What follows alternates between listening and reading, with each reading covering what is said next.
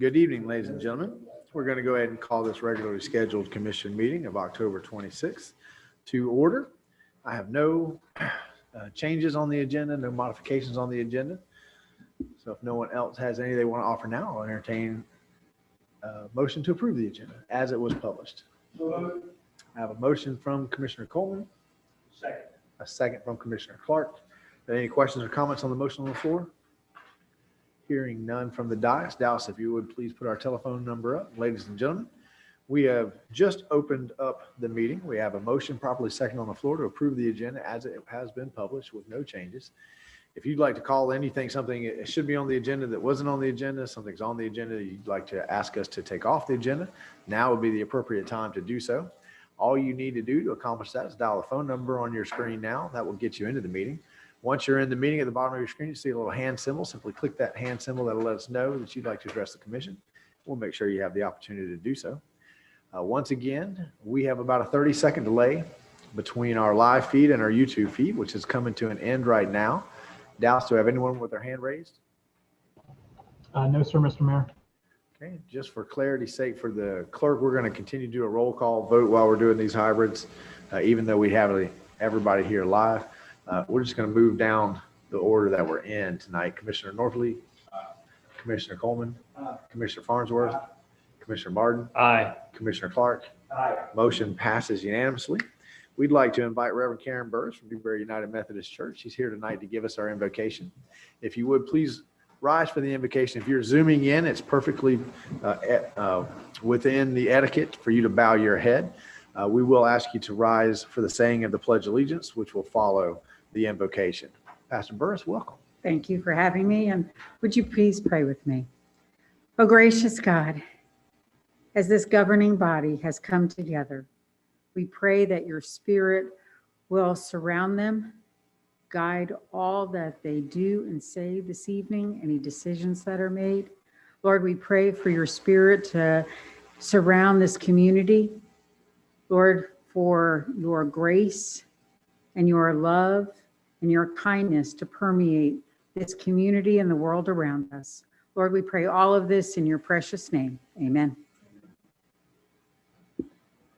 I pledge Allegiance to the flag of the United States of America and to the republic for which it stands, one nation, under God, indivisible, with liberty and justice for all.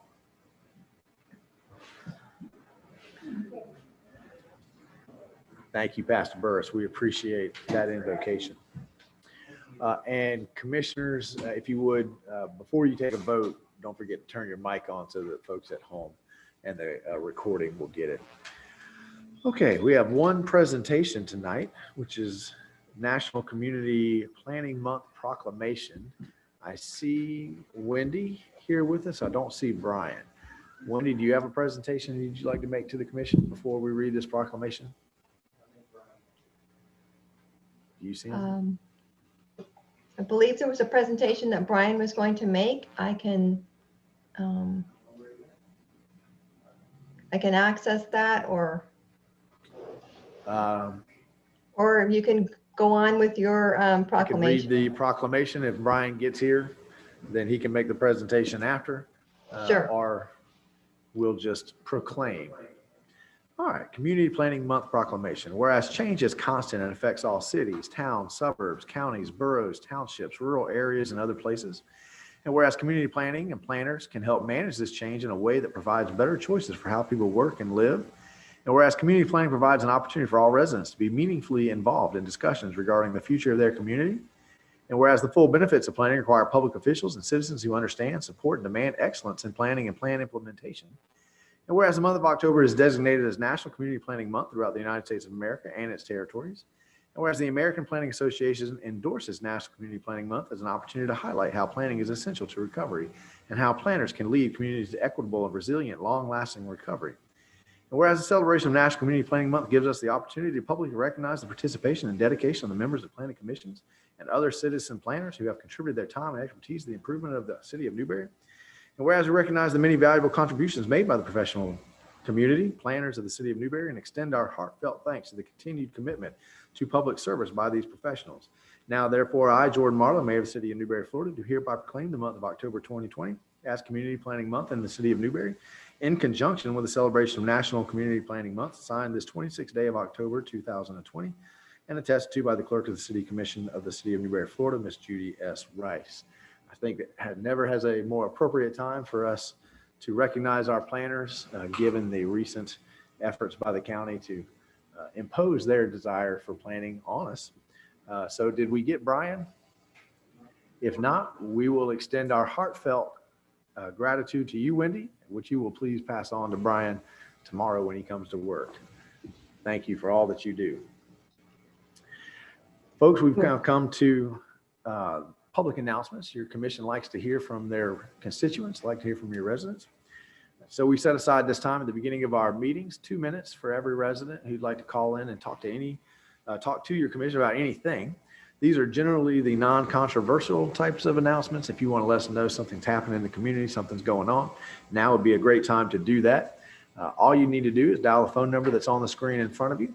Once we get you into the meeting, at the bottom of your screen, you see a little hand symbol. So click that hand symbol, that'll let us know that you'd like to address the commission. We'll make sure you have the opportunity to do so. And obviously, if we have anybody live, we'll go ahead and entertain those comments. Welcome. Welcome. Good evening, everyone. Thank you for having me. This is Joy Glanzer. And about five months ago, I came here on my way to this campaign to run for the County Commission District 3 seat. I've carried you with me. You know, this has been for the whole county. You're wearing those shirts tonight in solidarity. I'm just so excited. I'm so happy. The message is getting around. Every small community I visited, they were about jumping over the dais to say, what can we do? We need the voice. We're unheard. Thank you for doing this. And thank you for encouraging me. We've had a great response. This is the last week, and that's why I wanted to come tonight. This is our last meeting before the election. And I wanted to tell those listening that, voting is a sacred right. It's the legacy of our Constitution. And I'll close with a quote from Thomas Jefferson. He said, America is not governed by the majority. It's governed by the majority that participates. So vote early, vote whoever you vote for, just make sure you get out there and vote. Thank you for your support to this whole community. I feel so lifted and so blessed to be a part of this community. Thank you, gentlemen. I appreciate you. Ms. Joy Glanzer, you don't know how happy it makes us to see a Newberry resident earn the endorsement of the Gainesville Sun, the Alligator, the Alachua Chronicle, and the list just keeps going on. You are representing the city of Newberry well, and we appreciate you for putting yourself out there like that on behalf of the entire community. Other public announcements. Dallas, we have anybody virtually with their hand raised? Yes, sir, Mr. Mayor. Mr. Marlon Day would like to make a comment. Marlon, great to have you Zoom in with us. You have the floor, sir.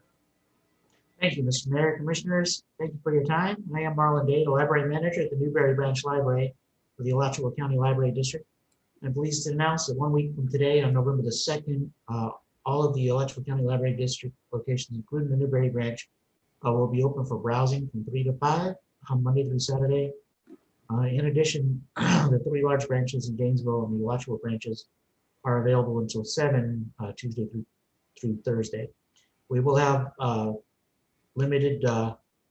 we will be limiting the number of people that's in the branch, and we'll be open from 2 to 3 for elderly patrons or those who need to be a little bit more careful in today's world. We are limiting the number of people who can enter. Unfortunately, this time we still don't have the meeting rooms or the indoor programs. We are doing virtual programs, and we will continue to have computer use by appointment and curbside pickup for patrons who don't want to come in the building. So that's all I have tonight. I wanted to let y'all know about that. Thank you, sir. We appreciate you, as always, letting us know what's going on over there. And as always, you're doing a great job. Other public comments. Now, so have anybody else with their hand raised? No, sir. Okay. I do see Brian in the room now. Would we like to go back and get the presentation? We've already read the proclamation, Brian. We didn't know if you were going to be able to join us or not, if you were having technological difficulties. Be happy to pause and rewind a little bit. Okay. And let you give the presentation. Thank you, Mr. Mayor. I'll go ahead and get that up.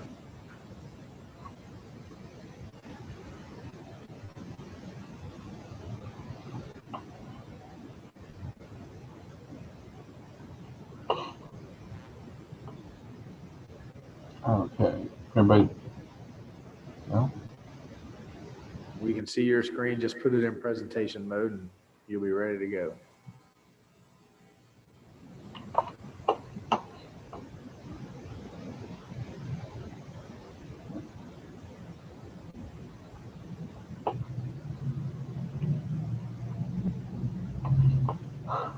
This is the night for technical issues. It hasn't done this on me before, so I'm not sure why it Go is. down. If you go down to the bottom right-hand screen, you'll see a little square. It's your last icon. That'll make it full screen in presentation mode. That one right there. I'm in trouble when the mayor's got to give me pointers. Well, my pointer didn't help you. It didn't work. Well, you've got these grids. That's the design mode. It's not showing you the, That might be, you might be in some sort of different mode. You may Brian, be let me- showing the wrong monitor, Brian. Make sure you're showing the presentation monitor, not the PowerPoint monitor. Or we can move on and give you a little bit of time to figure out this. And we'll it keeps come trying to back put it on the second monitor. Dallas, that's, how do I get to stop doing that? It should be in your, when you do your share screen, it should offer you a couple of different options of which monitor to look. Okay. Dallas and Brian, you guys use the chat feature to figure it out. We're going to move on to the consent agenda. If you get it figured out, let us know, Brian, and we'll be glad to put it back in. All right. Okay, with that, we're going to move on to the consent agenda. Do I have a motion to approve the consent agenda? I have a motion from Commissioner Martin, second by Commissioner Farnsworth. We're going to do roll call. Commissioner Coleman, Commissioner Farnsworth, Commissioner Martin, Aye. Commissioner Coleman, Clark. Motion passed unanimously. That will take us to public hearing ordinances. We're at item 6, voluntary annexations into the city of Newberry. This is a quasi judicial. So ladies and gentlemen, we're going to read our quasi judicials. When this board moves from a legislative body into quasi judicial, they actually take on a judicial role. That role has limitations on them and how they go about making decisions. So in a minute, I'm going to ask our attorney to read into the record the ordinance by title only, and then we will go through the procedures. We'll take our ex parte and we'll swear in. So Scott, if you're ready, would you please read ordinance 2020-27, 2020-28, and 20? Are we going to do each of these separately? I've got them. We will do, yes, Mr. Mayor, we will do each one separately. So we'll do 2020-27 first. But they will be presented together. They'll be presented together, but we will need to go through the quasi judicial and the motions for each one. So Dallas, you're going to watch the waiting room. If anybody new enters, then we'll have to go through the procedures again. If not, we'll be able to move a little more quickly. Does that sound good to everybody? All right, Scott, if you'll read 2020-27 in, we'll start with that. Yes, sir. This is ordinance number 2020-27, an ordinance of the city of Newberry, Florida, annexing certain portions of unincorporated Alachua County that includes tax parcel number 01816-001-000, as more specifically described in this ordinance as petitioned for by the property owners pursuant to section 171.044 of the Florida statutes, making certain findings, providing for land use, zoning, and land development regulations, and enforcement of the same, providing directions to the clerk of the commission, providing a severability clause, and providing an immediate effective date. Mr. Mayor, the appropriate motion will be to pass ordinance number 2020-27 as is read by title only. Thank you, sir. Yes, sir. Okay, I'm going to go ahead and explain the rules concerning testimony. It's primarily that substantial and competent evidence must be met when the board is sitting as a judicial body. That evidence shall state the following, or that bar shall state the following: all public testimony will be taken under oath. Everyone testifying will be subject to cross-examination. All documents and exhibits shall be entered into evidence. The giving opinion testimony is for experts or closing arguments to the evidence of record. I'm gonna go through the procedures. I'd like to swear everybody in for all three ordinances at one time, and we'll do ex parte individually for clarity's sake. But let's swear everybody in for the evening. If someone new enters, Dallas, you'll let me know. We'll swear them in. So swearing in when we're doing a hybrid meeting can be a little bit confusing. I'm going to ask the clerk in a second to read the oath. If you need to be sworn in, please click the raise hand symbol. That'll let us know that you'd like to speak for any of the three ordinances that are going to be presented together. So we're going to swear in one time, do ex parte individually, unless Scott gives me a don't do that. We can't do that motion. All right, great. So go ahead and click the little hands up symbol if you'd like to be sworn in. After the clerk gives the oath one time, you're just going to give your name and say, I do. Madam Clerk, whenever you're ready. You're muted, Miss Judy.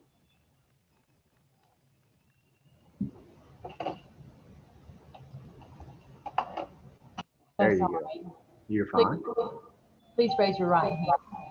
Do you hereby swear or affirm the testimony you are about to give is the truth, the whole truth, and nothing but the truth? I do. Wendy Kinzer Maxwell. Brian, are you going to speak to these? Okay. Does anyone have their hand raised, Dallas? No? All right. Thank you, Madam Clerk. Have been duly sworn. Okay. Let's go ahead and handle ex parte. We'll do each of these individually. So for 2020-27, Commissioner Norfleet, do you have any ex parte you need to disclose at this point? I do not. Commissioner Solomon? I do not. Commissioner Farnsworth? I have none. Commissioner Martin? I have none. Commissioner Clark? I have none. Thank you. Okay. The way we will handle quasi judicials is that we will begin with a staff overview. If the applicant is here, then the applicant will have a chance to make a presentation with no time limit. Then we will hear the staff report along with the staff recommendation, also with no time limit. Nobody has contacted me asking to claim a third-party intervener status, so that's going to take us to public comments. Any member of the public who wishes to speak to item 2020-27 will be given 3 minutes to do so. And then the applicant will have the opportunity to cross-examine staff or any of those public comments. The staff will also have the opportunity to cross-examine. Finally, members of the decision-making body through the chair will be able to ask questions of the staff, the applicant, or any of the participants. Then we will hear final arguments from the applicant and the staff related solely to the evidence and testimony presented at the hearing and introduced in the record. Finally, the city attorney will advise the decision-making bodies of applicable law and the factual findings that must be made to approve or deny the application. And then the board will enter into deliberations of the application. After deliberations, the vote will be taken to approve conditions, continue or deny the application. That's the procedure we're going to follow for all three. And unless someone new enters the chamber, we won't go through those procedures again. And Ms. Wendy, go ahead and give us a staff overview. If no applicant is here, you can segue straight into staff report and recommendation. Okay.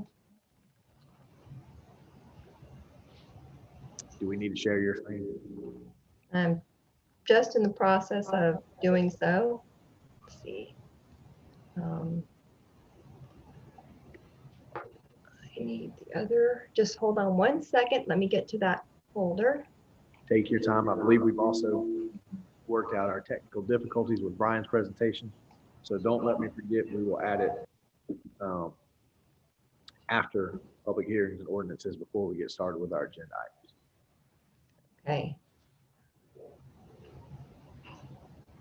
So as soon as that PowerPoint opens up, we'll begin.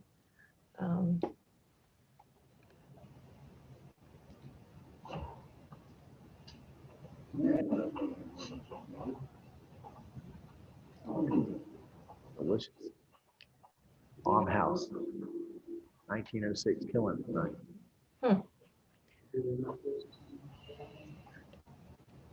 I don't, Miss Wendy, I don't see anything spinning. All right, try double clicking it again.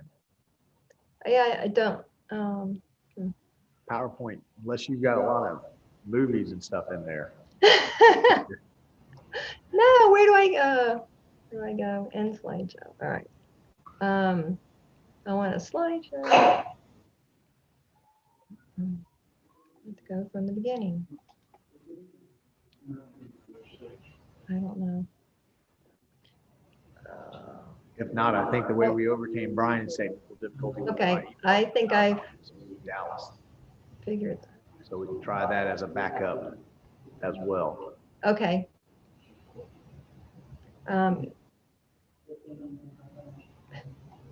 This is not, You can also right click on it and see if you can force open. I don't know. Why is it doing that?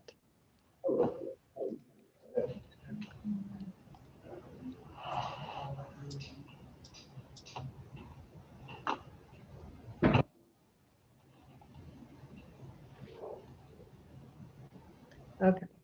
Well, what's happening is it's going to the other screen, even though that was turned off. Well, So, when you Dallas, can you show that? Can you pull that out of the folder, all please? memorized. I can. I would need you to email it to me for me to show it. So go ahead and attach it to an email. Unless if this is the same PowerPoint for all three, Wendy, or do you have separate? Yes, it is. It's the same one.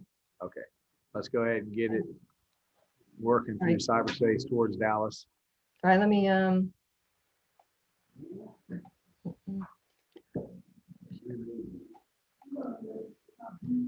ridiculous.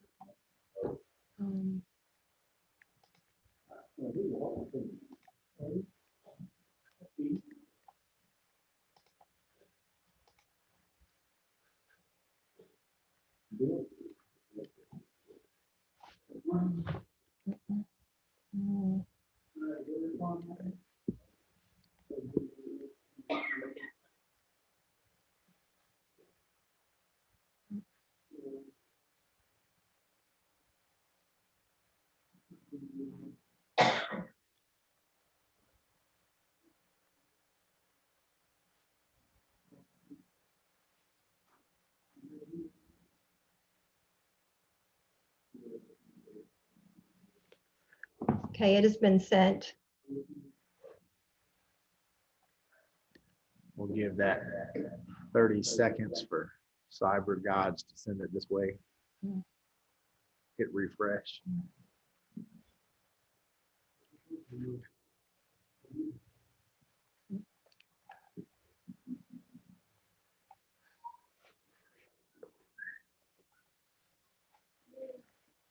This look right, Wendy? Yes, thank you. All right, there we go. Back on track. Go ahead, Wendy, with the staff photo. Right. If we could advance to the next slide. This is a request for voluntary annexation for 3 different parcels. The next slide shows you the overall map for what we're calling annexation 31.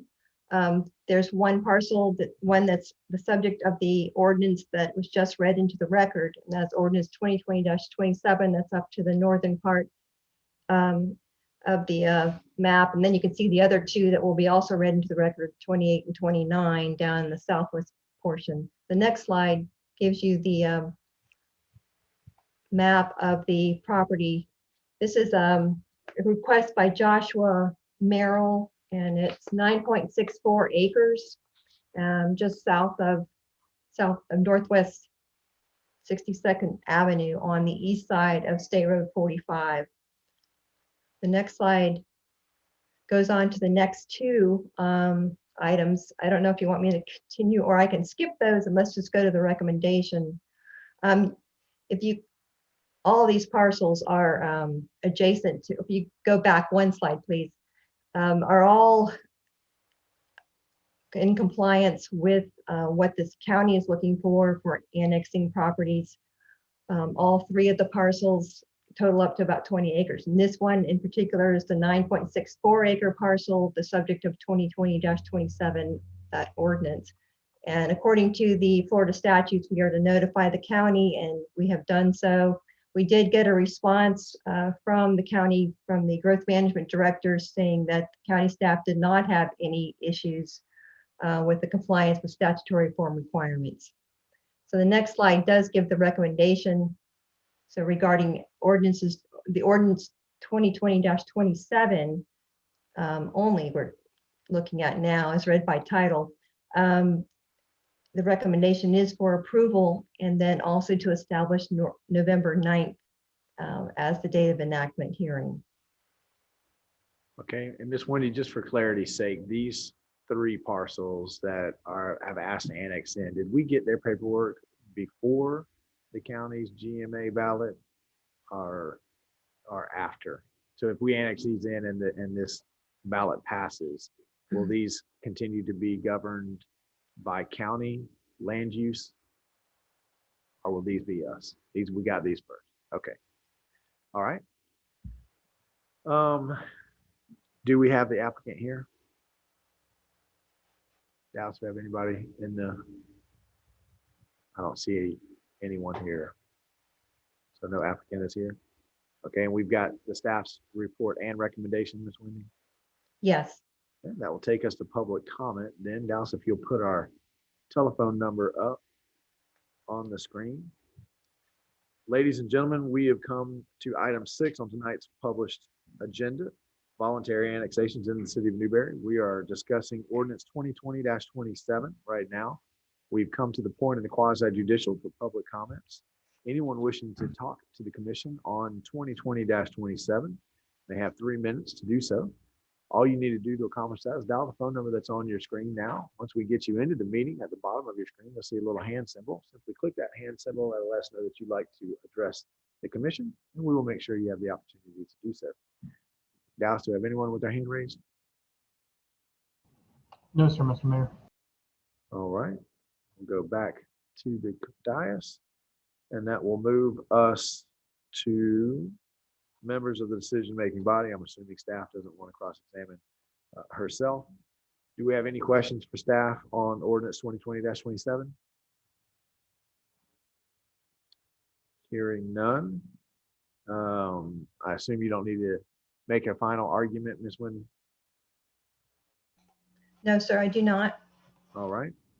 Scott, would you please advise the decision-making body as to the applicable law? Mr. Mayor, it's the substantial and competent evidence, and by virtue of Wendy's testimony, she's deemed to be an expert, and with her background and her history and her experience. And so her opinion testimony and her factual testimony is deemed substantial and competent evidence. Thank you, Scott.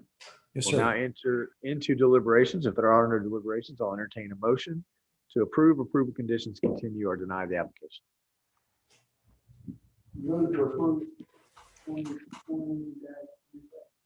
Okay, I have a motion to approve by Commissioner Coleman, a second by Commissioner Farnsworth. Are there any questions or comments on the motion on the floor from the dais? Hearing none. Dallas, if you put our telephone number up, ladies and gentlemen, we've come to the end of our first quasi judicial on ordinance 2020-27. We have a motion properly seconded on the floor to approve the application with no conditions. If you'd like to call in and make a comment on ordinance 2020-27, now would be the appropriate time to do so. All you need to accomplish that is dial a phone number on your screen. That will get you into the meeting. Once you're in the meeting, at the bottom of your screen, you'll see a little hand symbol. Simply click that hand symbol. That'll let us know that you'd like to address the dais. And we'll make sure you have the opportunity to do so.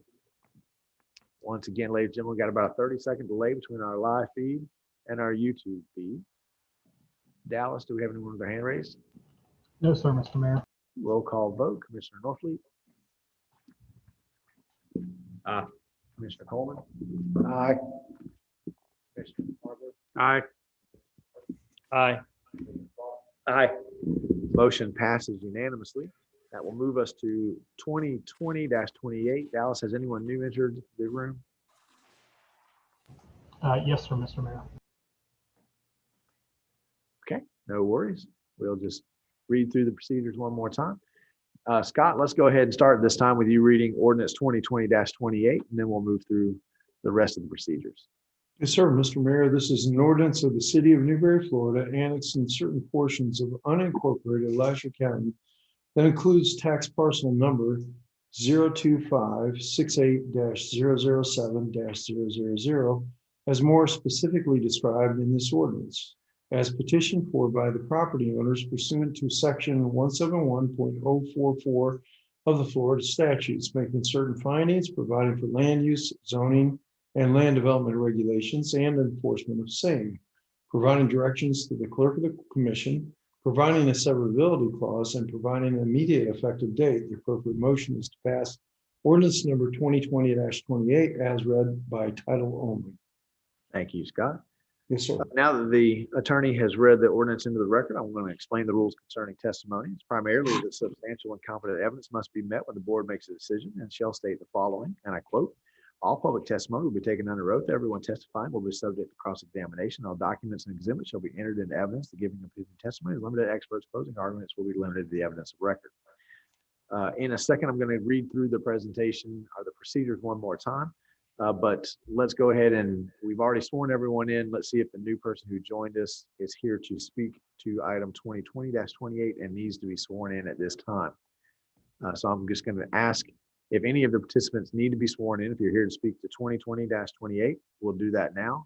And please click the hand raise symbol to let us know that you need to do that. Otherwise, I'm going to assume that everyone who needs to be sworn in has been so.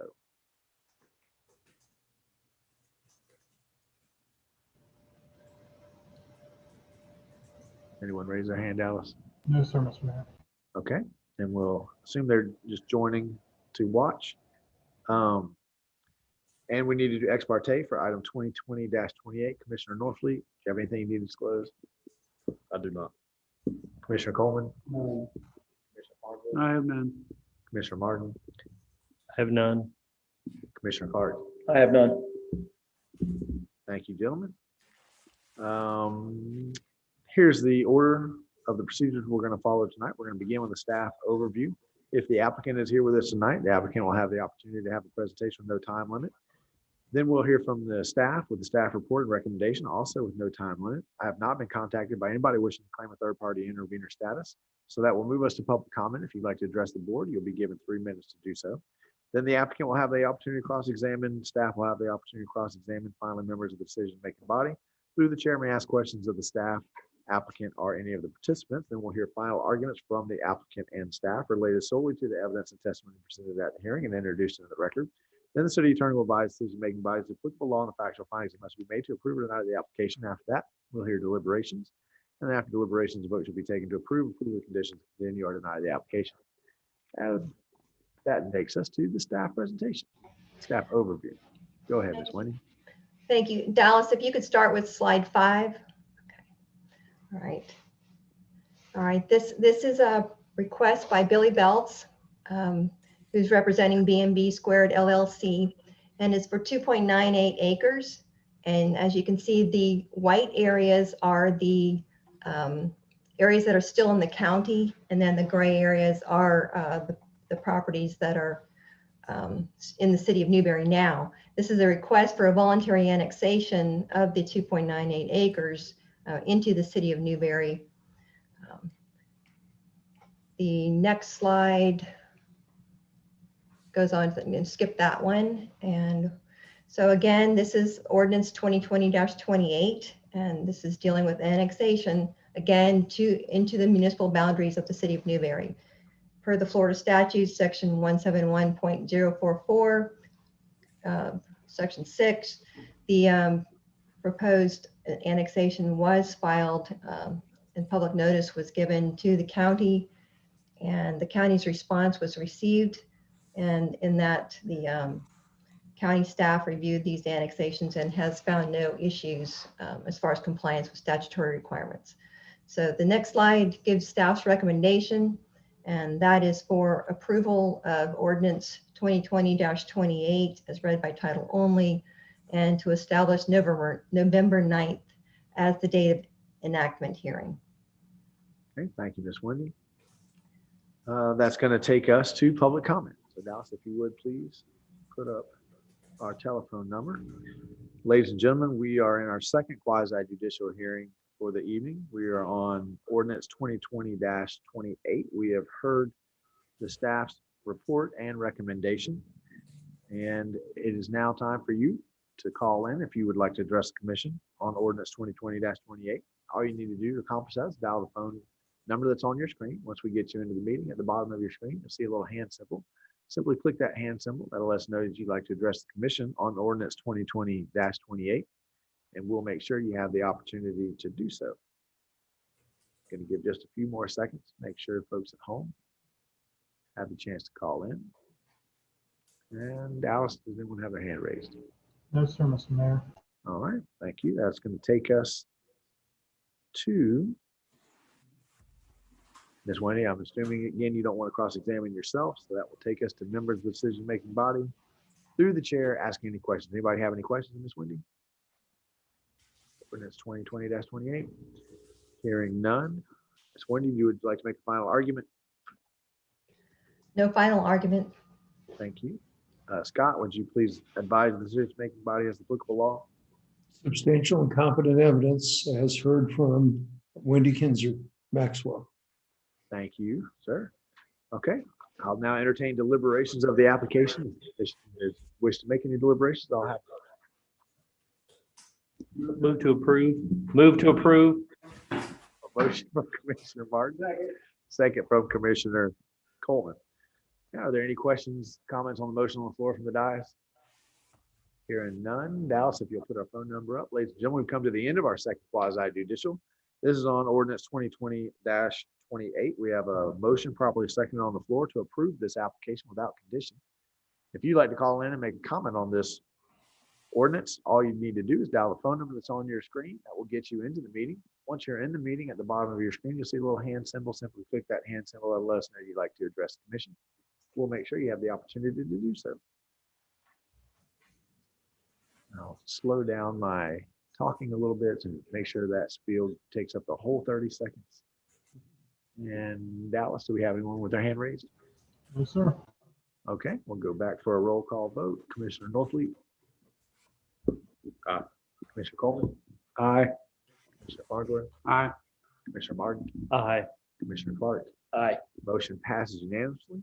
Before we move on to our third and final quasi judicial, Dallas, has anyone else entered the room? No, sir. Thank you. All right. Scott, would you please read ordinance 2020-29 of the record for us, please? Yes, sir. Mr. Mayor, this is an ordinance of the city of Newberry, Florida, annexing certain portions of unincorporated Alachua County that includes tax parcel number 02519-003-000 as more specifically described in this ordinance, as petitioned for by the property owners pursuant to section 171.044 of the Florida statutes, making certain findings, providing for land use, zoning, and land development regulations and enforcement of the same, providing directions to the clerk of the commission, providing a severability clause, and providing an immediate effective date. The appropriate motion is to pass ordinance number 2020-29 as read by title only. Thank you, sir. Let's do ex parte. Commissioner Norfleet, do you have anything you need to disclose? I do not. Commissioner Coleman? Commissioner Farnsworth? I have none. Commissioner Martin? I have none. Commissioner Clark? I have none. All right. Thank you, gentlemen. That will take us straight to the staff overview. Wendy, if their applicant is not present here, you can move straight into the staff report and recommendation for this one as well. All right. This is an application by Tiffany and Jonathan Castle for 7.06 acres to bring into the city of Newberry. This is a voluntary annexation. The property is located just north of Southwest 30th Avenue on the east side of Southwest 298th Street. The next slide shows you the criteria and that this ordinance 2020-29 is for annexation into the municipal boundaries of the city of Newberry. And per the Florida statutes, it has met that requirement for notice, and the county has responded in saying that the county staff has reviewed the annexation requests and there's no issue as far as compliance with statutory form requirements.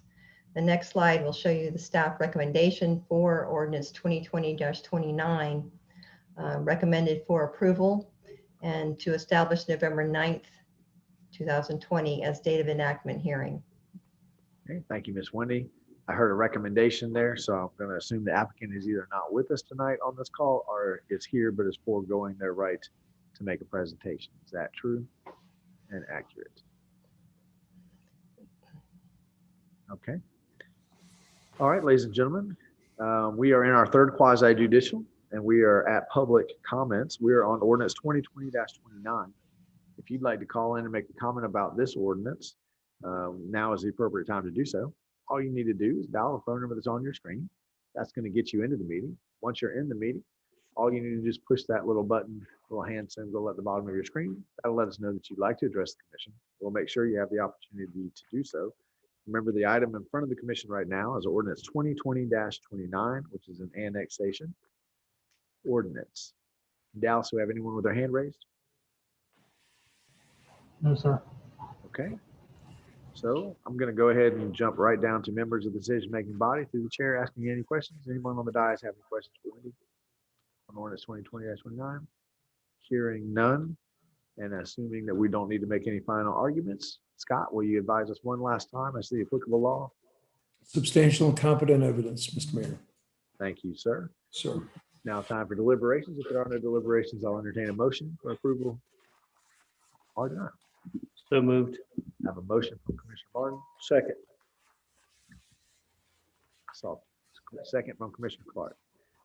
Okay, are there any questions or comments from the motion on the floor? The motion was made by Commissioner Barton. It was seconded by Commissioner Clark. Seeing no questions from the dais. Now, if we'll put our phone number up one more time. Ladies and gentlemen, we've come to our third and final quasi-judicial, the end of our third and final quasi-judicial. It's item ordinance 2020-29. I have a motion properly second on the floor to approve this application without condition. If you'd like to call in and address the commission on this item, all you need to do is dial the phone number on your screen. Once we get you into the meeting, at the bottom of your screen, you'll see a little hand symbol. Simply click that hand symbol. That'll let us know you'd like to address the commission. We'll make sure you have the opportunity to do so.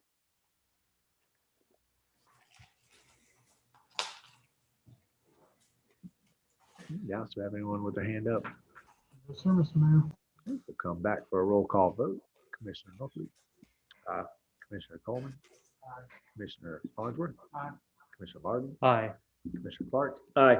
Motion passes unanimously, and that will conclude our quasi-judicial for the regular scheduled commission meeting anyway.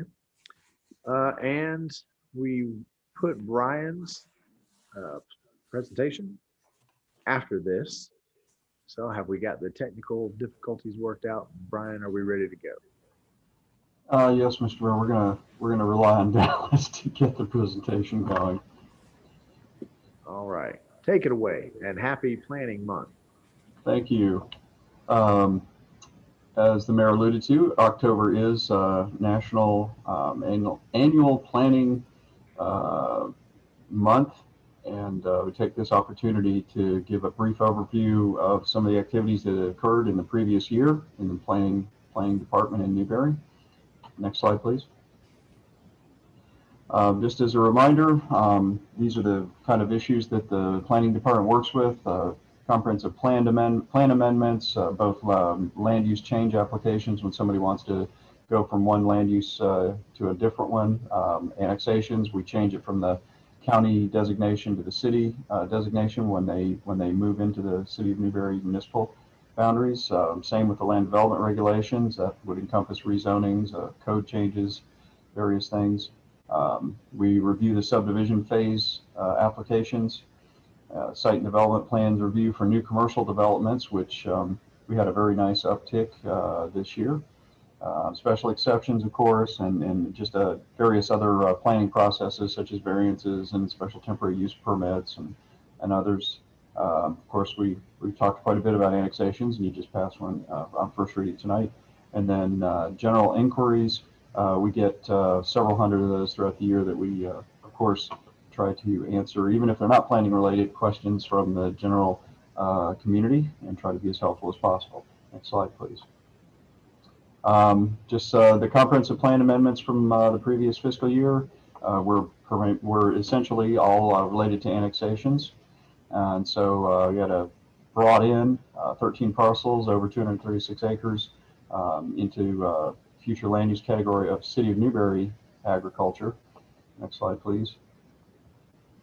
And then likewise, the same for the annexations related, the same annexations, we changed the zoning from Alachua County agriculture to City of Newberry agriculture.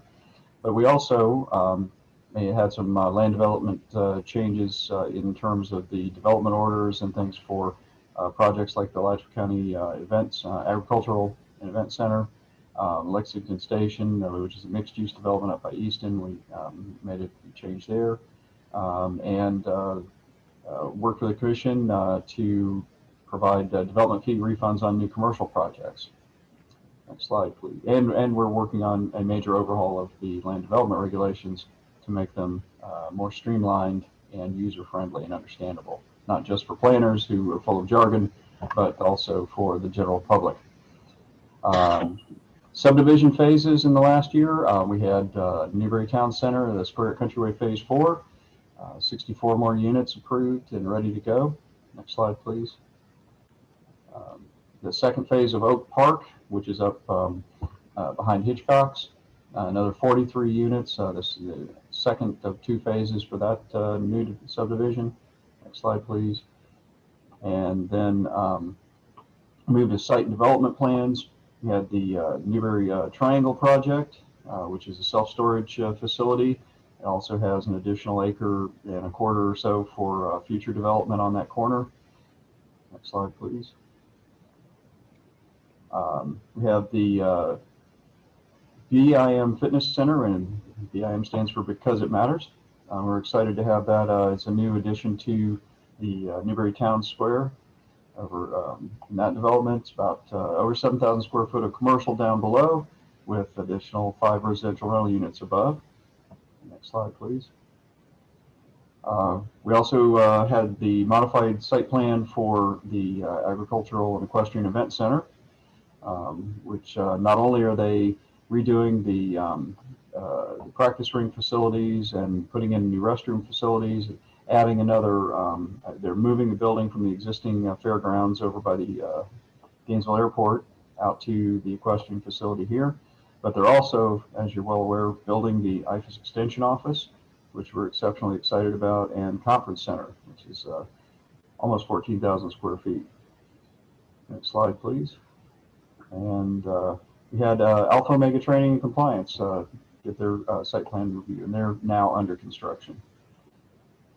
Next slide, please. And finally, we did a minor modification for Destiny Community Church. This one we were able to handle administratively, but they're underway for construction of their gymnasium facility. Next slide, please. We did the one special exception, which was Pet Paradise. The previous year, we had done the annexation, and we'd modified the land development regulations to facilitate their operation. And then this previous year, they came in with their special exception and site plan for the 4,500 square foot expansion. Next slide, please. There you go. Voluntary annexations we kind of touched on already, but we actually had more annexations than we brought in on our future land use and our rezonings, because as you're aware, some of them we're in conflict resolution with the county over, and we're working to finish those out. But in total, we annexed a little over 757 acres last year, 27 parcels brought into the city. Next slide, please. And then your other general processes, we do a number of zoning reviews. That's when somebody calls up and says, well, you know, here's my property, and what can I do on that, based on the zoning it has, or what zoning do I need to do what I want to do. Of course, the variance requests that the Board of Adjustment's familiar with, and some of the other temporary use permits for music festivals, or pretty much festivals of any kind, and large charity events that are going to generate some traffic or whatever. We've had more requests for certificates of appropriateness this year in the historic district, which the Historic Architectural Review Board generally handles, and then just a wide range of miscellaneous applications, from signs and vendor licenses and such. Next slide, please. And then, like I said, we handle several hundred inquiries. A lot of what can I do on my property, or can I do this or that? How to annex. We get a lot of calls. In fact, we had somebody come in today that was very excited about coming into the city, wanted to voluntarily annex, but he doesn't have a connectivity, so we told him we'd have to work on it with him. Sheds, carports, it's just the litany of questions that come in pretty much every day, and we're happy to help folks, with the question, answer the questions, and help them through a process if they're putting in an application. Next slide, please. This is borrowed from last year. You'll see the pre-COVID stock photo tag on the top there. We were not social distancing because we didn't take this picture this year. So I want to make that clear.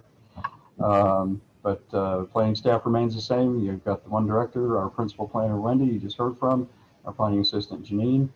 And we also provide staffing with economic development, code enforcement, and building department support. Next slide. And both Wendy and I are members of the American Planning Association, but also members of the American Institute of Certified Planners, which is, as the statistic says, less than 40% of professional planners have that credential. And so we're proud to have two of us AICP certified planners in Newberry. And of course, that comes with mandatory continuing education, so we don't get slack. And our goals moving forward, they're very similar to last year. We've got things that we've started that we're still working on.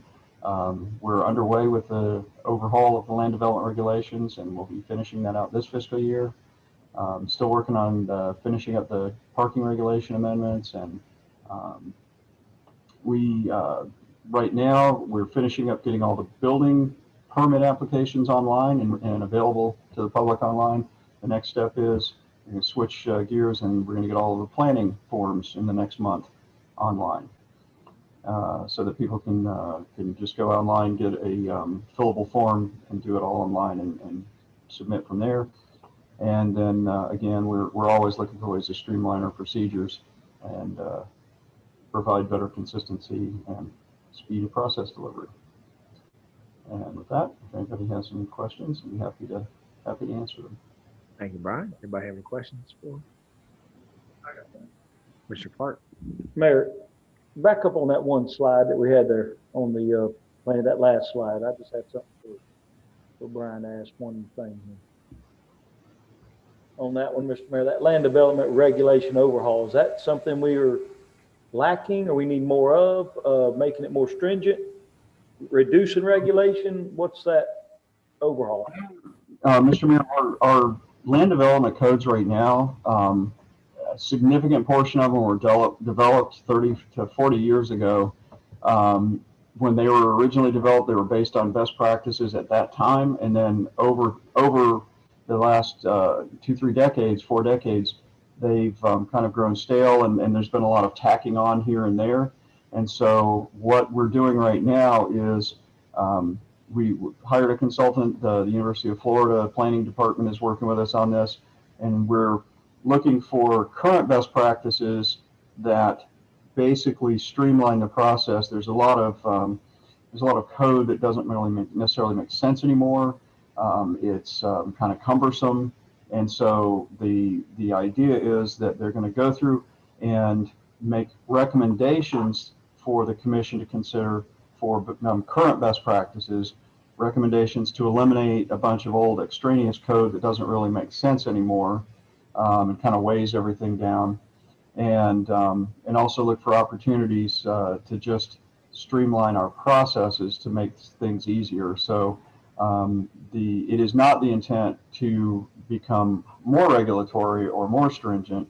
It's actually the opposite, is to try to eliminate jargon to the extent possible, make the land development regulations a lot more user-friendly for not just people in the profession, but also for regular developers and residents that have to navigate the code occasionally. And just basically streamline everything and make it much more user-friendly. Thank you, sir. Any other questions for Brian? All right. Thank you, Brian. And once again, congratulations. We appreciate all you guys do over there and keeping the city growing in a manageable and responsible way. We're having a good year. You'd never know there was a global pandemic going on with all the activity. It is. I've been telling people frequently that 2020 is very quietly being a really good year for the city of Newberry. So we appreciate your help in that. Okay. That'll take us to our agenda items. Item 7, ladies and gentlemen, is future meeting processes. I believe, Scott, are you going to take us through this? Of course, the governor's order is changing. And I know before Scott goes into our options here, I know this board is more than willing to just go back to live, go back to the old way.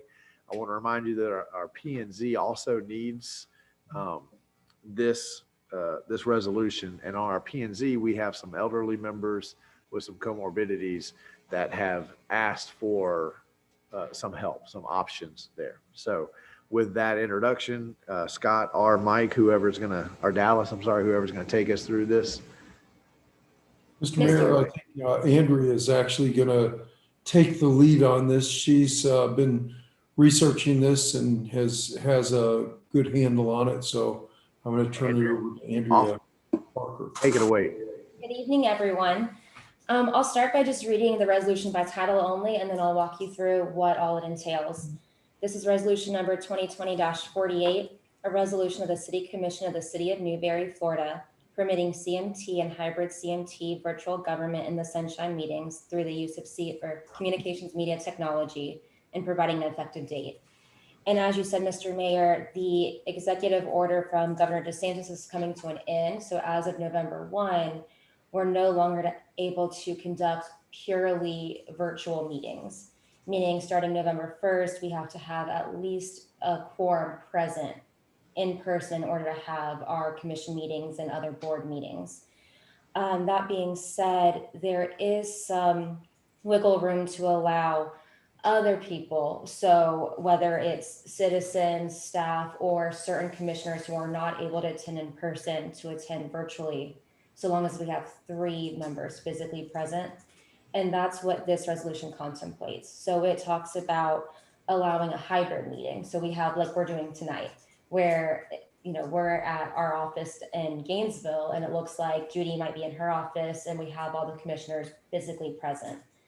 And it just walks through allowing that to happen. It also allows, it spells out the rules for quasi-judicial proceedings in a hybrid setting, which again would be just like we've done tonight. It also, really that's what it allows you to do. As long as you have 3 commissioners physically present, it would allow the rest of the community to participate either in person or by Zoom. Andrea, if the commission isn't present, right, if we have 3 live and 2 that Zoom in, can the 2 that Zoom in vote? Or can they just participate? They can vote, Mr. Mayor. So as long as we have 3 people physically present, then the remaining commissioners by Zoom can also vote. Okay. Good. Is that the end of your presentation? I didn't want to cut you off. I just wanted to clarify that. Yes, point. sir. As an that's example, Mr. Mayor, if you have exigent circumstances under the AGO opinions, for example, if in the 2016 opinion, and I think there was a 2010 or 11 opinion, there was a situation where the commissioner was involved in emergency and was ill. And because of those exigent circumstances, the AGO said that that commissioner was entitled to vote. And we believe that the current COVID crisis meets that definition, particularly as you stated when you opened this section of the meeting up, that there are some people that are in a more difficult spot. Perhaps they have some health-related problems already. And in addition to that, their age may be a factor. So as you stated, certain people have a different circumstance with respect to this particular, and that's a choice to be made by that particular individual. As an example, alternatively, if a commissioner wanted to go on vacation in their RV and just decided they're going to be gone for the next 6 months in their RV, that's not an emergency. You could not remote in, and you could not vote in that kind of circumstance. Okay, Scott, so what I'm hearing here is a little bit more nuanced. So if a commissioner in the next month is on vacation and they Zoom in, can they vote? They would not be able to vote if they were simply on vacation and they did not feel it was necessary to attend remotely because of health-related reasons, or they were in a situation that they they felt compromised. So, and I will say that if we have something that's going to be a real hot topic on the agenda, our preference would be that you would be there, just as a conservative piece of advice from the city attorney's office.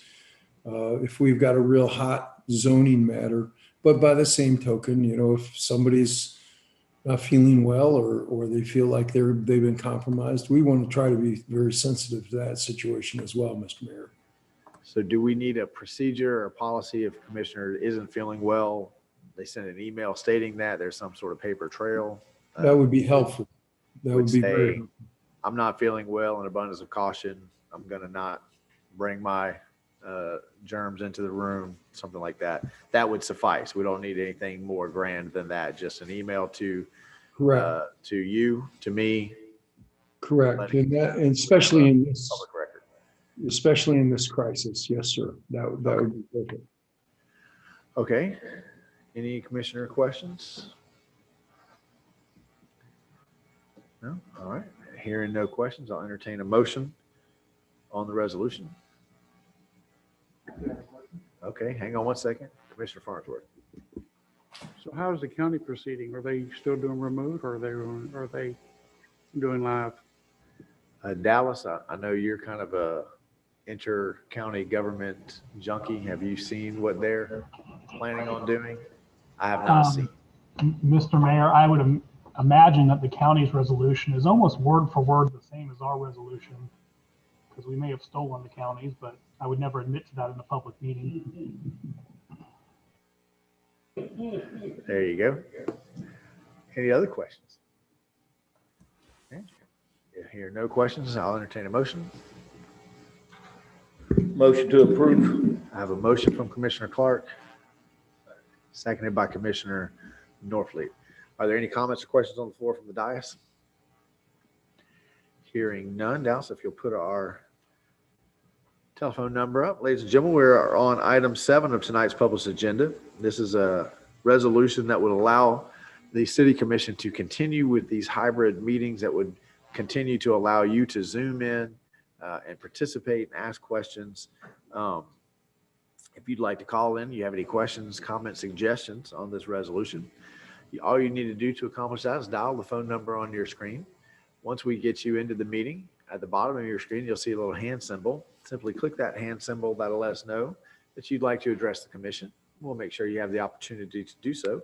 Again, this is item 7 on tonight's agenda. I have a motion properly seconded on the floor to approve the resolution to allow this hybrid form of meetings to continue. That's about our 30-second delay right there. Dallas, do we have anyone with their hand raised? Yes, sir, Mr. Mayor. Okay, we'll come back for a roll call vote. Commissioner Norfleet? Aye. Commissioner Coleman? Aye. Commissioner Farnsworth? Aye. Commissioner Barden? Aye. Commissioner Clark? Aye. Motion passes unanimously. That moves us to item 8, which is use of public funds to educate the electorate regarding Alachua County's Growth Management Area Charter Amendment.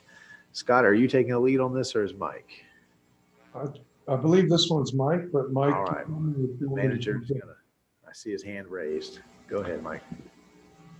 Mr. Mayor, I can take the lead on this. As the commission recalls, during the preceding weeks of October, we've considered an ordinance that would allow that authorize the city to file suit against Alachua County, and we did, and also authorize the city to expend public funds to educate the electorate on the growth management areas charter amendment. So the commission approved that ordinance and had a tool in its bag if they want to expend funds to educate its electorate. The city commission also expressed, I guess, hesitation as to whether they would actually do that. They were very interested in having the tool available. We're not quite sure where they wanted to go, how they might want to utilize the tool, or if they wanted to establish a budget to utilize the tool. So that's the basis for this agenda item for tonight's discussion, to see if the commission would like to give express direction to staff on what means of education or a budget or how they'd like to frame up how we might utilize this tool. Okay, well, let's keep this short and simple.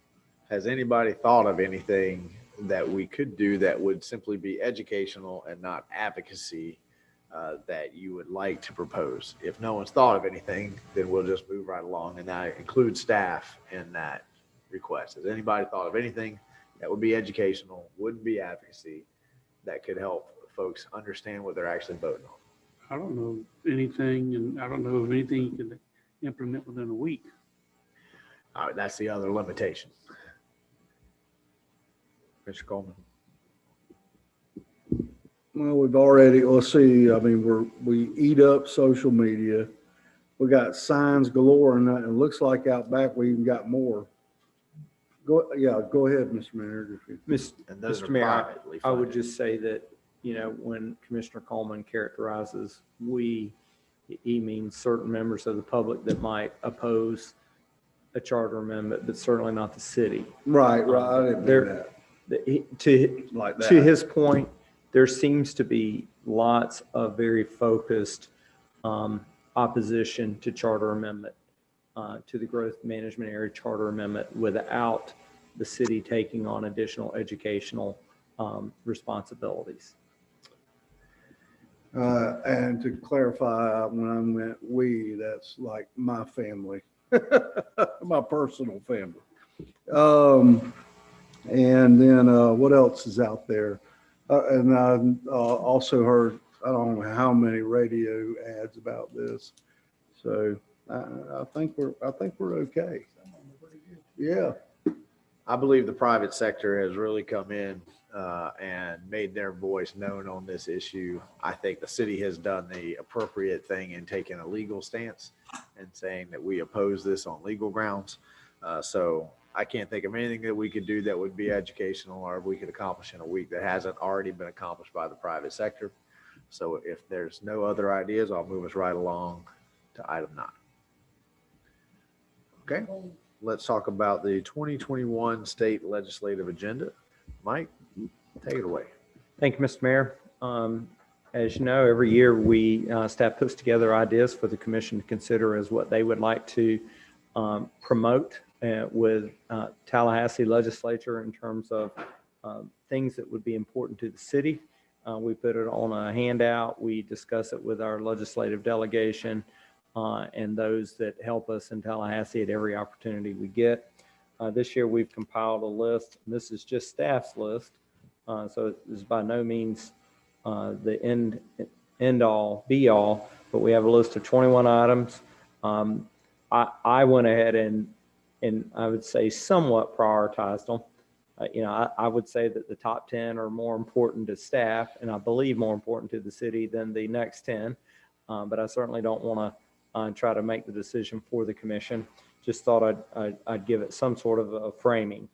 So I'd like the commission to give thoughts. Typically, we say that staff needs to highlight 4 or 5 of these with our state delegation. You get any more than that, we just don't have enough time. You might get 10 or 15 minutes to visit with them, and in 10 or 15 minutes, you just can't go through a really long list. So we try to be very narrowly focused when we meet with them. And you've seen all of these before. I don't think there's a new one on the list. I think we did a little bit of reprioritization. You'll see that what staff has listed as number 4 and number 5 for this year. We've indicated that beginning next year, they're going to move up to our top 2. Sure. Commissioner Clark. It's in your backup. It's in the backup. It's separated out, and it's the second page. You don't have a hard copy. I'd be happy to make that. Amy, happen. could we, is she still in here? Can we run off? All we need is the top 20. We don't need the whole backup. Yes, sir. So did you read through it in the backup or? No? Okay. Give me just Go, let's 30 just take a seconds. pause while We'll take care of that. manager goes through that. I'm going to go ahead while he prints them off. So for the public, I'm going to go ahead and read off a few of these that have been at our top. One is provide 1 million state appropriation for wastewater force main extension east on State Road 26 to facilitate economic development. Newberry's investment to date is 1.4 million. I believe that is number one because it has been our number one. Remember that we had funding allocated for this year that got struck out by the governor's veto pen at the end. So I would certainly, we've already got the water down there. We need the companion sewer. So that one is probably listed as number one purposely. Is there grant money for that? Is that strictly on us? That's what this list is the things that we want to send staff and you guys to Tallahassee to get grant funding for. So that's, so we're identifying, these are the 20 top projects that we've talked about. And, we've only get 10 minutes in the room with Keith or Chuck or the committee members. So instead of saying that we send everybody up there and try to fit 20 things into the conversation, we say, these are our top three. These are the things we can focus on and we can have a conversation about. And so we want to make sure that staff is up there doing what we want them to do, not what they think we want them to do. So this is our chance to kind of go through the top 20 things that we've talked about for years. And so that companion sewer is the number one thing we've talked about. The second thing is support funding for the Florida Jobs Growth Grant Fund program and support an application for Newberry requesting $4.5 million in funding for phase one infrastructure in Newberry AgTech Innovation Park. I would put in a strong request to consider that one as number two. If you were at the groundbreaking ceremony, you heard the new IFAS director, Dr. Engel, lavish praise on the city of Newberry for the city of Newberry's vision. It aligns with his vision. He emailed me the next day and asked to come out here and sit down and see where we're at, what we're thinking about here. So I think we have found a much more enthusiastic partner at IFAS at this point. So I think that with that new partnership, it would behoove us to go for the AgTech Innovation Park. I've got one. Because if we can lend our voice and UF's voice in unison, I think we stand a lot better chance for success. So I think those top two would certainly be on my top list.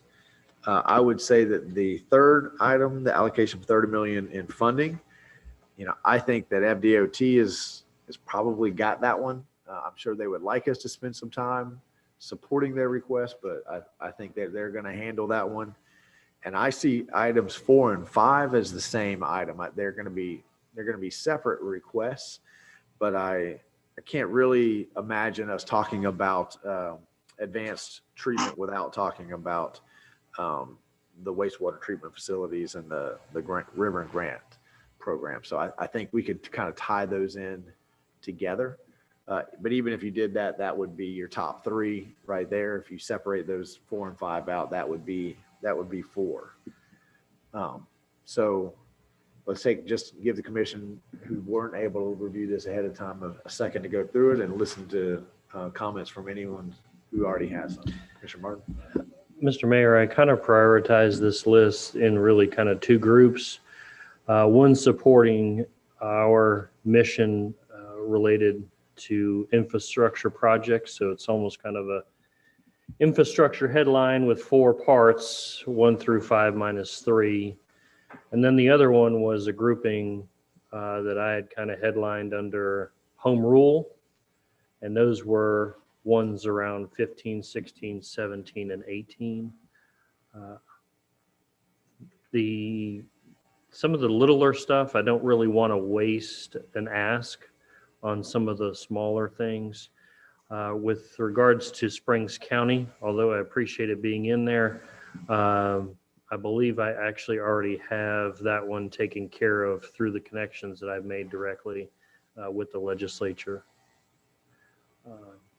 So it was really, again, 2 groups titled Infrastructure and Home Rule, where infrastructure included 1, 2, 4, and 5, and home rule included 14, 15, 16, and 15, 16, 17, and 18.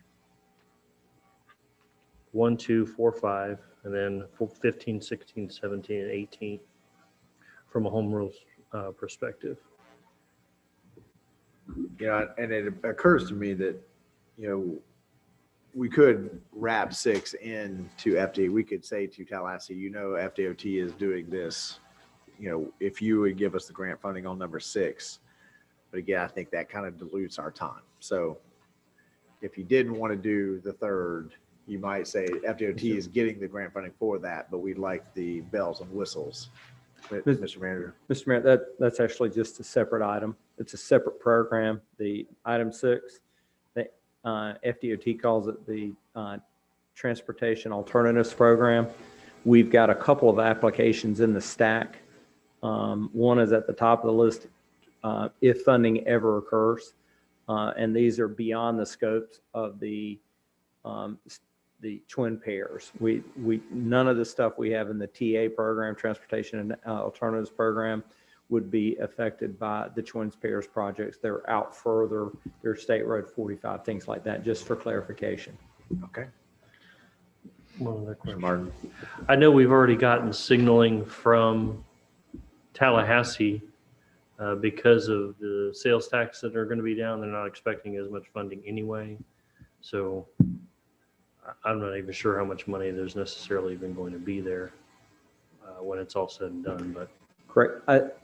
When I meet with FDOT staff, when they ask us to advocate, it is to get on a 5-year funding list. They anticipate that this project will make it on a 5-year funding list. It's not. And so they just say, talk to your legislature about getting us on the 5-year funding list. That's simple. I think to Commissioner Martin's point, though, if you followed Representative Clemens around, correct. His good news at his last rally was there's not going to be much money. So, to Commissioner Martin's point, items 15, 16, and 17 don't cost anything. They're legislation. You're not asking for funding. I kind of like the idea of grouping them separately. I don't know that we can just take a year off of hammering home on how much we need these infrastructure improvements. So I think we have to continue that messaging. But it also seems to me like these would be 2 separate trips to Tallahassee anyway. There'd be one, these infrastructures are a separate committee than legislative committees. So we could send staff and ourselves to one set of committee meetings to advocate for these infrastructure projects. And then when they're meeting in legislative, we could go and we could talk about these home rule items. I would certainly be willing to travel up there more than once to do that. And then I think the other part of this that we need, all of us, is in the informal interactions we have. Going to Tallahassee is great, but we run into Chuck fairly often. We run into Keith fairly often. We need to be on the same page of, talking about whatever we decide here tonight, hammering that home informally as well. So I have one commissioner that has said 1, 2, 4, 5, and then 15, 16, 17, put those together in home rule. Does anyone object to 1, 2, 4, 5 as our infrastructure focus? Commissioner Coleman? I totally agree with Tim on every one of that.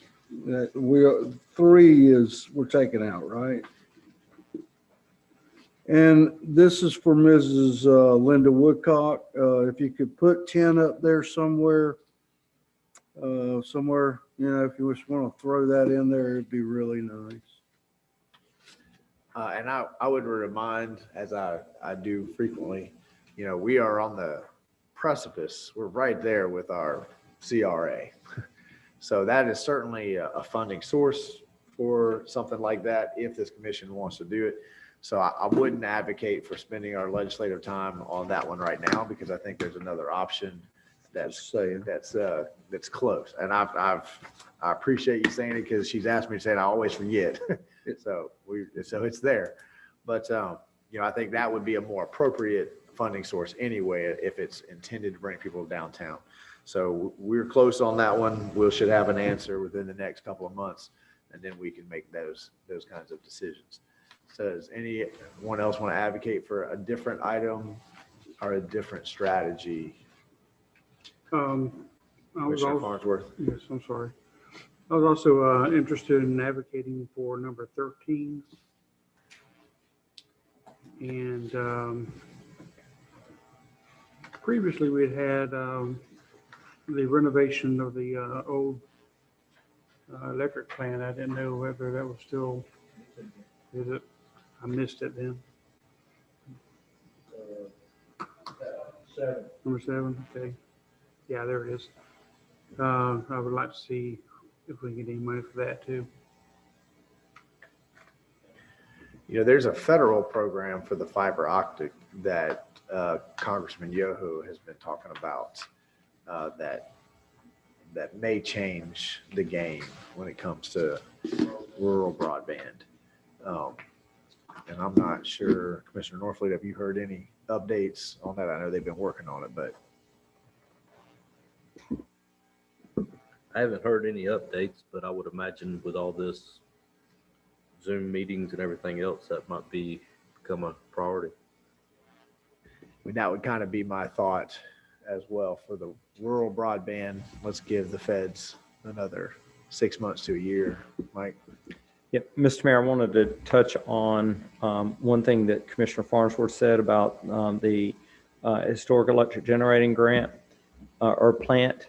The grant program that we would go after is historic preservation. And those applications are due late in the year, like June. We submitted one for the Little Red Schoolhouse for the umpteenth time. And we are on the list we just got notice last week. We're on the list where it's slot number 32, which is where we were last year. Last year, they had to fund the program at $9.5 million for us to see any funds. This year, it's only $8.5 million for us to see any funds. And then last year, they funded it at $10 million, but said the first half has to go to the Panhandle. So we missed out on funding. With the predictions that there might not be funding available, we're not counting on a lot at Little Red Schoolhouse. We have money to spend there, but the commission has also funded Little Red Schoolhouse renovation. So I say all that to say that if the commission wants to utilize that program, I think next year would be a perfect time to make an application next June, which would be after this legislative cycle and ahead of next one. If y'all like that program, and we have done some work with an architect and consultant to try to get us moving in that direction, to have a plan. Feel like if we're going to ask for money, we need a plan that will be presented to the commission before the end of this year, before the December result. You'll be seeing what we put together as a starting point for requesting funding for the electric generating plant. Okay. So you're willing to hold off on that until June? Okay. I don't hear any other requests. We don't need a motion on this. We just need to give direction to staff that we want you to go focus on 1, 2, 4, and 5, making sure that Tallahassee understands how 4 and 5 work together for us. And then when we have appropriate committee meetings in Tallahassee that help us focus or advocate for 15, 16, and 17, we will do that as well. Mr. Mayor, that's great feedback. For 1, 2, 4, and 5, we're going to end up with a flyer, something like this. We'll make sure that all elected officials have copies. The rest, the home rule ones, typically were responding to proposed legislation that we will find out about when the session begins. Florida League of Cities, the Florida Municipal Electric Association, they will start advising us of potential rulemaking out there, law making out there that would have a negative impact on us. Then that would when we go into full gear, all hands on deck about trying to convince our elected officials not to support those items. I think we're beginning to get a friendlier legislature towards that. There's the last couple of House speakers have been dead set against local cities altogether. And he's had the full support of the House to move those things forward. So I think we're for maybe this year and then the next 2 or 3 years after that, we're going to see friendlier House at the Florida legislature. Okay, thank you, sir. All right, that's going to take us to comments. City Manager. Thank you, Mr. Mayor. I do have just a couple of ideas or a couple thoughts. The elected officials all received an invitation from the city of High Springs to attend a ribbon cutting ceremony for their farmers market. They built a really nice building over there. It's kind of along the railroad tracks, just east of Main Street, their Main Street going into town. So they're going to do a ribbon cutting. They're really excited about the facility. It's at 2 o'clock tomorrow if you're interested in attending. Mr. Mayor, I'd like to make the commission aware that we have been recommended for award for a river grant application that we submitted. I think the commission authorized us to submit back in June by resolution. We're going to receive $200,000 and it's going to help us towards our water and wastewater connection expenses at Canterbury. So that's a big savings to our taxpayers and ratepayers. It's an expense we were committed to, and thanks to the hard work of a Jamie and a Dallas, we've been able to get the state to pick up about half of what we committed to in terms of those connection fees. Mr. Mayor, there is a tropical storm Zeta. Whoever thought we would get to Zeta, that is expected to become Hurricane Zeta. It's in the Gulf. It's looking like it's going to just continue to beat up on LSU. I'm not sure what they did, but there's always a chance it would steer towards us. I just want you to be aware that your staff is watching that in early preparations in case it were to turn and threaten Florida. We would be as prepared as we can be. I'd like to remind the commission that we have ethics training on the 29th, which is this Thursday from 4 to 8 p.m. At City Attorney Scott Walker's office. There's a virtual attendance option. We'll get that Zoom information if you'd care to participate that way, but you will be able to get the ethics training that you're required to get annually as part of being an elected official in compliance with state law. Let me pause you there, Mike. Is anyone, you have to do this training somewhere, somehow. So is anyone planning on going, is it a live option, Scott, or just the Zoom option? It is a live option and Zoom option, whatever you feel most comfortable with. Okay. He puts out some nice hors d'oeuvres. I tell you. I think we had dinner last time, even. Yeah. Anyone else planning on? We want to make sure that everybody who's planning on it gets the information And RSVP, so they'll have the appropriate they'll have amount the right amount of food. Okay, so I hear Commissioner Clark, and it's my intention to come as well. Miss Judy, are you coming to that? Zooming? Virtual. only. Virtual. Okay. All right. I didn't mean to cut you off. No, thank you, Mr. Mayor. Appreciate that. Final item, Mr. Mayor, we processed about $90,000 in building permit fees last week alone. That's the equivalent of about 20 new homes. And at that rate, that is an amazing rate. We have been averaging 120 to 150 building permits a year for the last 3 or 4 years. To do 20 building permits in a week's time is off the chain. We can't sustain that week in and week out, but it was a record week for the building department. They were pretty excited about it. Wanted to share that news, and I thought it important enough to share with you all. As Brian said early on, no one told the development community of Newberry that there was some sort of global pandemic going on. It's just gotten nothing but hotter and hotter in our building department. That concludes my comments, Mr. Mayor. That's great news. Love to hear it. Mr. Attorney, you have any comments? Andrea makes a very good hostess at the, not only in terms of her presentation, but she also has some good libations and also some good grub to eat. So you are welcome Thursday at 4 o'clock. She'll start at that time. If last year's any indicator, she made it very entertaining. One of the commissioners from Micanopy said that he was involved. He does a lot of federal government work, and so he goes to seminars all the time, and he said that was the best seminar he had ever been to. So hopefully now to put pressure on her to live up to that. Yeah, no pressure.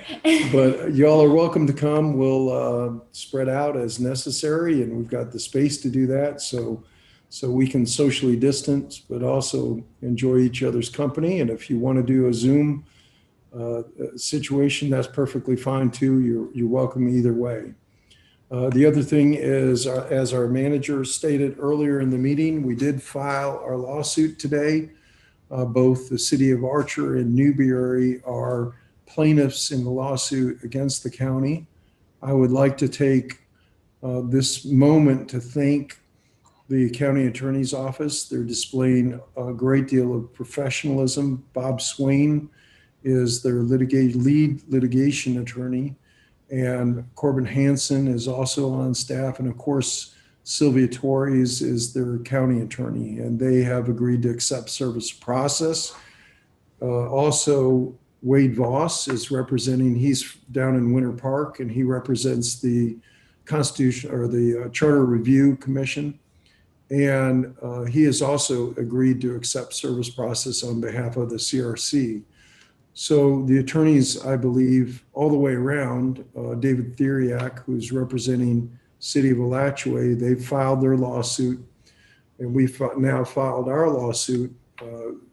Everybody is acting with, I think, the utmost professionalism. And we are all desirous of getting to an answer. There will be a motion for summary judgment hearing on November 24th, as it's planned right now, which is a very abbreviated and quick process to get us to a place in front of the judge, Donna Kime, and hopefully we'll be able to maintain that time of November 24th. To determine under a summary judgment procedure whether the county's charter provision, by that time we'll know if it's been enacted or if it's failed under the November 3rd vote. If it fails under the vote, then everything's moot and we all just move on and dismiss our lawsuit. If it goes to where the citizenry vote to approve the measure, then we will have our legal arguments in front of Judge Kime to say that this measure should not go forward for the reasons stated in our complaint. And I've gone over the complaint, so I won't labor on that once again. But I just wanted to update you as to where we're at, where we're headed, and what the game plan is for resolution of this matter, which hopefully will happen before the end of the year. Thank you, Scott. One last question on the ethics.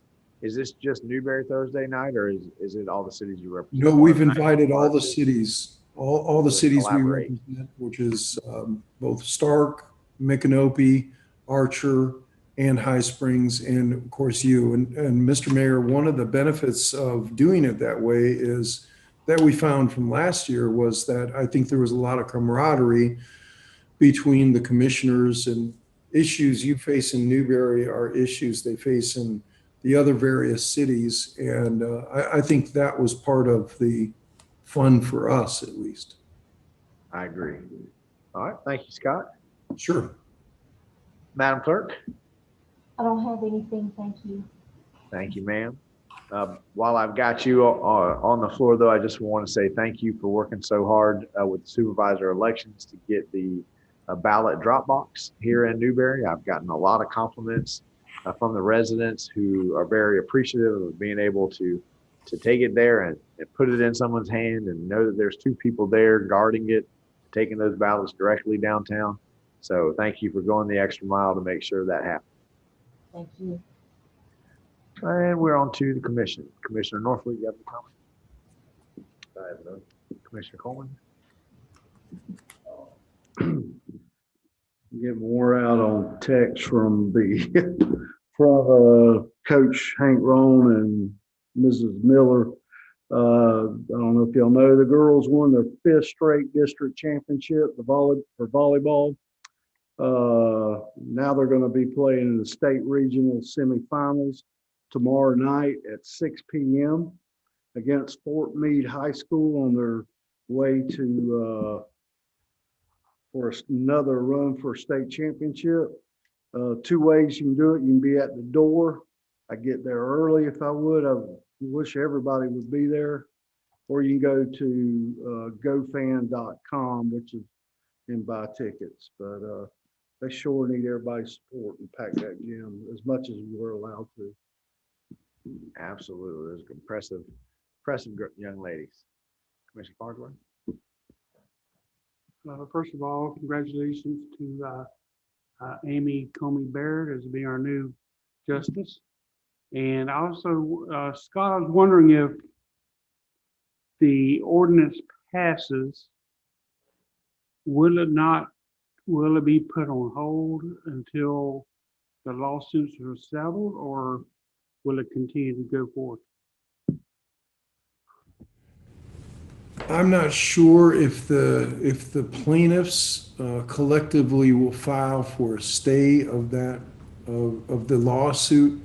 It's very difficult for the court to step in and stop the legislative process. However, certainly there will be some determination and consideration as to whether or not we should move for stay if we get past the effective date, which of course will be January 1. So we're trying, and I do believe that the county and the CRC are desirous of trying to get an answer to this situation before January 1, if at all possible. Commissioner Martin? I have none, thank you. Commissioner Clark? I have none. Thank you. I just want to say thank you to Post Farms for helping bring Sister Hazel to Newberry here this past weekend. Sounded great to me. I didn't get any complaints. Sounded like everybody had a great time. Sister Hazel had a great time, and the event went off very well. So I want to thank ASO as well. Also want to send out congratulations to our Parks and Rec Director, Travis. He put on a wonderful farm share event. We set up, sorted the food, and handed out a semi truck load of food to folks. And I think we were cleaned up and done by 11:30. So it was very well run. Newberry runs Farm Share so well now that Farm Share doesn't even show up. They just send us the food and say, you guys got it. I want to remind everyone that this is Halloween weekend. Halloween's on Saturday, right? It's a great day to have Saturday Halloween. So remember that the city of Newberry really doesn't have any role in Halloween. These are neighborhood events, but we hope everybody is safe and has a great time. The Legion this weekend on October 30th and October 31st has a drive-through haunted house event. It's 6 to 9 and it's $10 a person. So hopefully you can go out there and support the Legion. They do a lot of work for us in the community. I've been talking to the city manager about setting up, we do visionary plans, strategic plans for 5 years out, 10 years out, and we do those every 5 or 10 years. And it's coming up upon that time again. Some of the commissioners who came in right as 3 terms ago, we were just finishing up one round. So we're a little bit behind schedule on that, but we'll get what that's going to look like out to you, and we'll get that started. And hopefully we can get a good participation out of the commission and the public.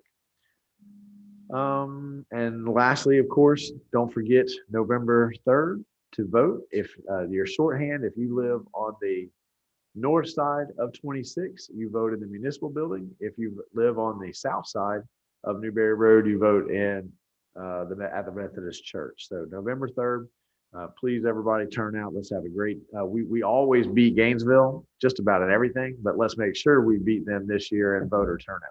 Okay. And don't go anywhere because we have a Board of Adjustment meeting that will follow public comment. So now, if you put a phone number up, ladies and gentlemen, we've come to the end of our regular scheduled commission meeting. We are at public comment. If you want to address the commission on anything, there's a phone number on your screen. All you need to do to talk to the commission is dial into that number. We'll get you into the meeting. At the bottom of your screen, you'll see a little hand symbol. Simply click that hand symbol. We'll make sure you have the opportunity to address the commission. And while we're waiting for our 30-second delay, we'll go ahead and take live comment. Come on down, sir. Talk to us. You made it to the end of the meeting. Yeah. Mike, we make sure that green light's on for him. Mike, we make sure that green light's on for him there, sir. I'm talking about the mic, not the Yeah, just got to push hard. All right, thank you. I'm here about the cemetery and about the property on the west side of the cemetery that previous city mayors, as far back as Mr. Norfleet's grandmother, was interested in purchasing a piece of property from my family. And we kind of split the farm up. My mom wanted to save back 2 acres for the city. So we've done that. And so I'm just helping her out to continue this along to see if the city's interested in it and if they want to continue on with it. And if they're, what steps do we need to take next? Well, I haven't had a chance to talk to everyone on the dais. So I'm not sure that everyone's on the same page. I can tell you that we are interested, and I'm gonna let the manager tell us where we're at in that. I'm very excited about the potential of the connectivity of 15th, which is possible in this. And my understanding is that we were working on a presentation to give to the commission so that we'll all be on the same page about what this topic is. Mr. Manager, do you have any idea when we'll be ready to make that presentation? Mr. Mayor, it's slated to be on the city commission meeting before the end of the year. So one of the November or December meetings. Probably we only have one meeting in December typically. To date, we've done an appraisal on the property. We've met with Mr. Coleman, kind of worked through, is there even a willingness to sell? And so we are now working on putting together a presentation, some thoughts to the city. The appraised value for the property came out, I believe, around $35,000. I'm kind of going off memory now, or for a 2-acre piece, there's about $17,500 a piece per acre. And so it's not programmed in this budget, but we're working on some thoughts about, every time we present an alternative to the commission, we'd like to come up with some sort of a funding plan of what staff thinks we could offer. I've had some discussions with Mr. Coleman about some of that. So again, it's our intention to either November or December present this to the commission. And of course, Mr. Coleman, when we do, we will give you notifications so you can be part of it. We'll give you a heads up as to what our presentation is going to say. Not catch you off balance or let you hear about it in the country kitchen the following morning. Yeah. But you have piqued staff's interest, you piqued the mayor's interest. I believe that you will have the interest of this board, and I think that we'll be able to find a resolution to it. And that sounds like a pretty reasonable timeline to me. Does that sound good to you? Sounds good. All right. Well, thank you for coming up here to talk to us tonight. All right, thank you. Oh, yeah. Yeah. That's fine. All right. Thank All you, right. sir. Thank you very Appreciate much. you waiting. Y'all have a good evening. You too. Dallas, do we have anyone with their hand raised? Okay. Hearing none, we are adjourned.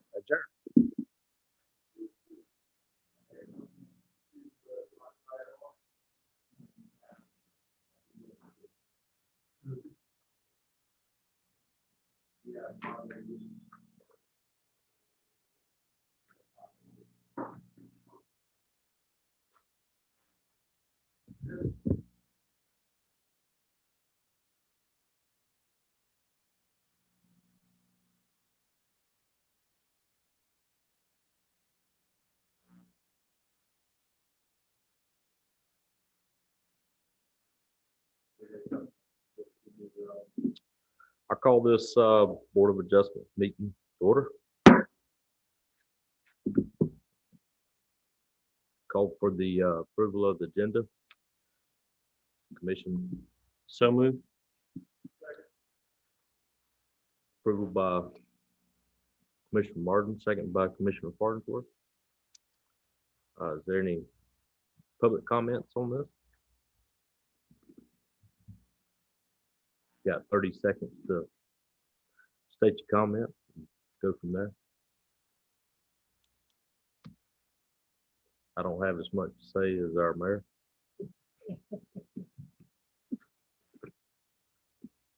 We have anybody with their hands raised? Out? All right. Get a roll call vote on that. Commissioner Clark. Aye. Commissioner Martin. Aye. Commissioner Farnsworth. I'd approve it too.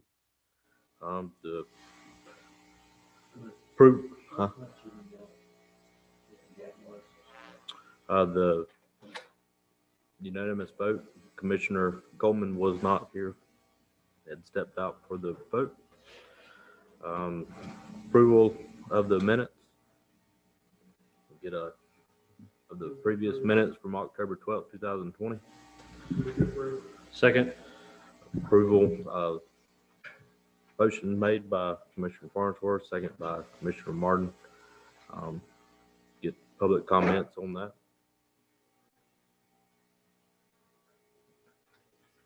And that's still for 30 seconds.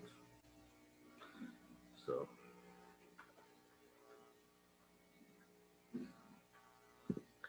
Needed some music playing during this time. What? Are you supposed to tell the jokes? We have anybody with their hands raised? Dallas? All right. All right, we'll get a roll call vote. Commissioner Clark? Aye. Commissioner Martin?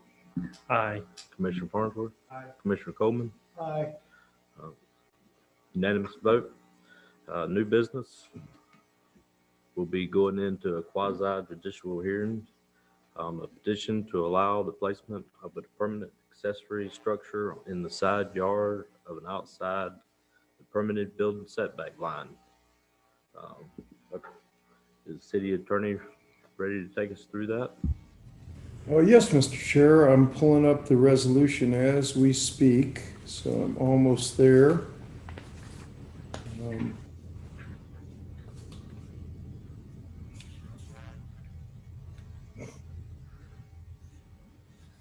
Here we go. This is, Mr. Chair, this will be Resolution 2020-43, a resolution of the City Commission serving as the Board of Adjustment of the City of Newberry, Florida, for approval of a variance petition as authorized under Section 3.2.5 of the City of Newberry Land Development Regulations, providing for a location of a temporary access shed structure within the rear yard northwest, extending into the minimum rear yard setback area and side yard setback area on the west of the rear yard of Lot 195 of Newberry Oaks Phase 9 subdivision in the RSF-2 residential single-family zoning district as provided for in Section 4.2.4 on certain lands within the corporate limits of the City of Newberry, Florida, repealing all resolutions in conflict and providing an effective date. Mr. Chair, the appropriate motion would be to pass resolution number 2020-43 as read by title only. Thank you, sir. Yes, sir. All the public testimony will be taken under oath. Everyone testifying will be subject to cross-examination. All documents and exhibits shall enter into evidence. The given opinions, testimony is limited to experts. Closing arguments will be limited to the evidence of record. Anybody in the wants to be sworn in, city clerk, swear them in. Anybody in the waiting room needs to be sworn in with their hand raised. Yes, Mr. Chair, we have a Susan Bussert who needs to be sworn. Okay. Madam Clerk, you'll swear them in and then they can repeat their name to be sworn in.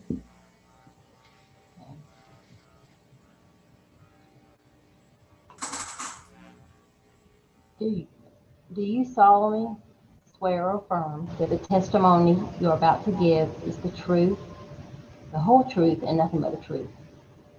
I do. Wendy Kinzer Maxwell. I do. Jonathan Bassart. I do. Brian Thomas. You have been duly sworn. Okay. The presentation order is going to be the staff overview, application, presentation, application, staff report and recommendations, third-party intervener, public comments, represent 3 or more. Applicant may cross-examine, the party interviewers may cross-examine, staff may cross-examine. Members of the decision-making body through the chair may ask questions if the staff, applicant, party interveners, and participants. Final argument may be made by the applicant party interveners, then the staff related solely to the evidence and testimony presented at the hearing and introduced into record. The city attorney will advise the decision-making body as to the application law and factual findings that must be made, approve or denied application. Deliberation of the application. After deliberation, a vote shall be taken and approve the conditions, continue or deny the application. Wendy or Brian, are y'all going to take us through this? Yes, I will take you through this application. Let me share my screen.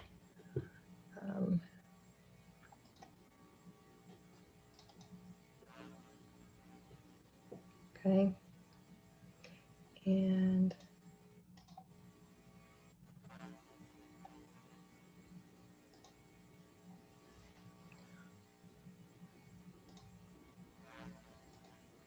just bear with me 1 second. Okay, the first slide shows you the location of the property, which is on lot 195 of the Newberry Oaks Phase 9 subdivision. And this is a request that came before the Planning and Zoning Board initially in September. The request for a permanent shed originally went before them. And this was to be on the east side, in the side yard of the home, and it would abut the home, the existing house, and then it would extend into the 10-foot required side setback as well, such that it would be 4.75 feet extending in. So the Planning and Zoning Board at that time heard the application and was concerned about this being in the side yard, so close to the neighbor, and they were normally, these types of uses are not allowed in the side yard, and only like temporary carports according to your code. So the Planning and Zoning Board continued the application to their October meeting to allow time for the applicant to meet with staff and submit changes. And then September 15th, we met on site with Mr. Bussart and photos were taken. We discussed the application and different options, and Mr. Bussart elected to proceed with the application as in the same location, but slightly modified with a slightly smaller shed. Went back to the Planning and Zoning Board on October 5th, and the Planning and Zoning Board heard the request and voted to deny the application. And again, suggested that Mr. Bussart work with staff and see if there could be some other type of solution. So before you today is an application that's been revised based on that information from and the suggestion from the Planning and Zoning Board. So this is a request by Mr. Jonathan and Susan Bussart, who are the owners of the property. They're requesting a temporary accessory shed, 10 by 12, in the back left corner, which is the northwest corner of the property. So it would be in the rear yard. The rear yard backs up to the drainage area. And the purpose of the request ultimately is to allow that temporary shed to be in the back corner, back northwest corner, such that it would encroach into the setback 3 feet, so that you would have 2 feet on the back rear yard and on the side yard on the west. So this is just giving you the idea of where the property is in relationship to this whole subdivision. This is the approved plat. This is a drainage area here. And this next slide gives you an aerial view to show you kind of what kind of thing you're looking at. But now the Bussarts have a pool and patio area here, which you'll see in photos that Mr. Bussart will go through with you. And this, because you have this area taken up by the pool and enclosed screen enclosure, the area that's left, you've got some planting, some very special landscaping over here. So the request before you tonight is for the location here. Now, on this west side, there's also a drainage structure easement, which the city maintains the drainage line that goes to the back, to the rear of the property where the drainage basin is.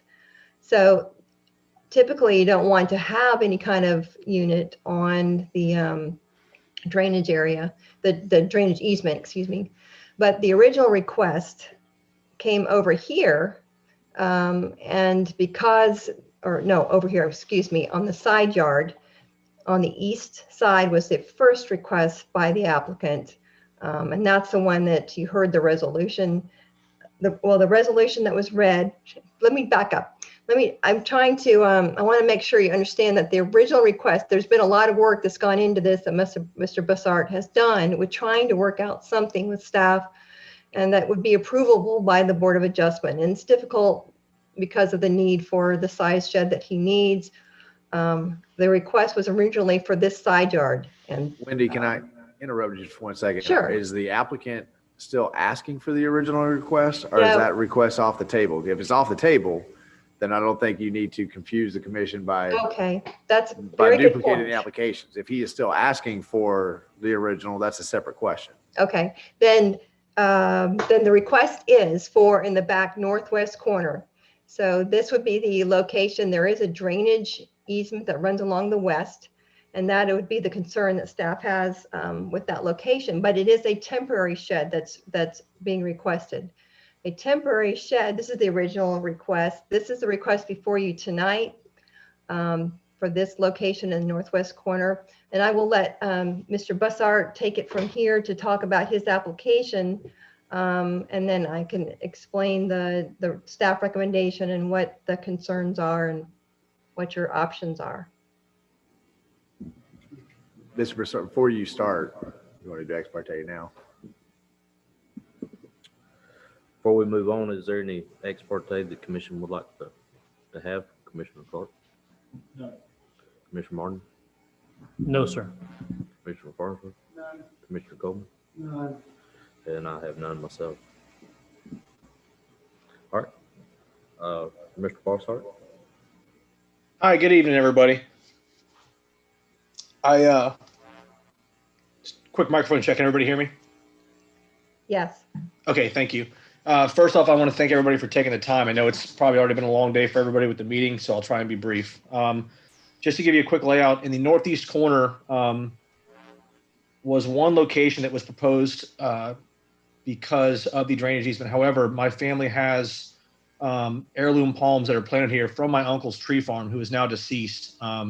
So someone suggested possibly moving those palms, and that would be at great risk for the palms, and they're special to my entire family. So really this corner isn't a consideration. The only corner that has space to give us adequate walk around for the pool deck and screen enclosure would be this corner here.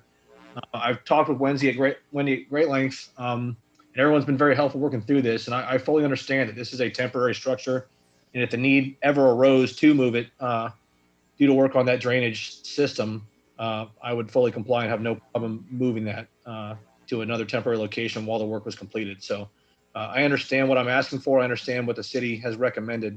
Other than that, I don't have any additional comment. So I can resume the staff report and recommendation. Okay, go That's ahead, appropriate. Ms. Wendy. The next slide. This is the actual northwest corner that Mr. Bussart was describing to you that works for that location. The other pictures that he had provided, this is back looking when it was under construction, going back where the heirloom palms are in the beginning. And this is the side yard for the previous application. But the application before you is for a temporary structure, and that temporary sheds are allowed up to 5, they're allowed as close as 5 feet to the property line in the rear yard. And they can go up to 5 feet when it's in the rear yard, it can abut any property line, the side as well, up to 5 feet. So what's being requested to go into the setback, there would actually mean that the shed would actually be located in this back corner in the northwest and pretty much about 2 feet from the fence on either side there. So you see that's the back. So based on that, the application the issue is really more about the drainage easement that's there. And staff has tried to work out a way that would be helpful if you were to choose to approve such an application in that location, since Mr. Bussard is willing to move the shed since it's temporary, if there were any issues or if the drainage easement had to be accessed or repair had to be done at his own risk, liability. An agreement would be required, an actual separate agreement between the city and the property owner to agree to those facts. The Board of Adjustment, as you know, it has the power to go ahead and approve variances that are a result of hardship.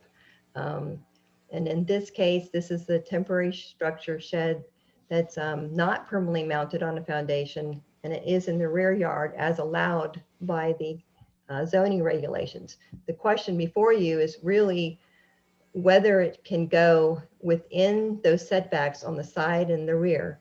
Instead of keeping 5 feet away from the fence or the property line, it would be only 2 feet from that fence. And then also to be located on top of this drainage structure easement. So the authority, of course, is with the Board of Adjustment. You are able to grant appropriate conditions, grant an application with appropriate conditions. And you're not limited to being able to specify the time in which the action for the variance is requested. Also, there's prohibited uses. Under no circumstances are you to grant a use that's not allowed by the development regulations at all. So for example, if it were in the side yard. The hardship here is for the applicant to show when staff looked at the site, there is room when you saw those diagrams, and we can show them again if you need to, but in the rear yard, there's about 20 feet between the pool enclosure and the fence itself, to perhaps have a smaller shed, maybe in that middle area, right directly behind the pool.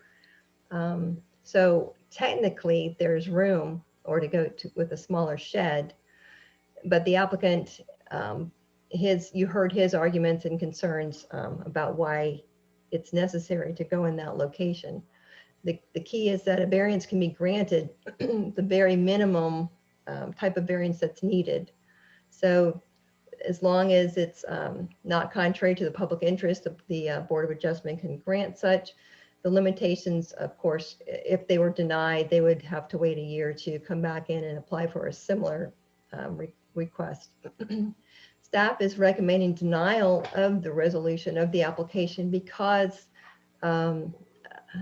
technically there is room. If you had a smaller shed in the back, it may not be as useful, but there is technically room. And so it would be up to the Board of Adjustment to determine whether that was, whether there is a hardship based on Mr. Bussard's testimony. We do have the resolution that's written for approval with conditions, with one additional condition added about that agreement that would be required if you choose to explore or discuss or consider approval of the resolution. But staff, our hands are tied, though we're sympathetic with the applicant. Based on our code, we do have to recommend that denial of the application. Thank you, Ms. Wendy. We got a couple questions from the dais. Public comment first then, sorry. Dallas, put our phone number up there and give them 30 seconds for public comment. And Mr. Chair, no one has contacted me wishing to claim a third-party intervener status. Has anybody contacted you? Nobody has contacted me.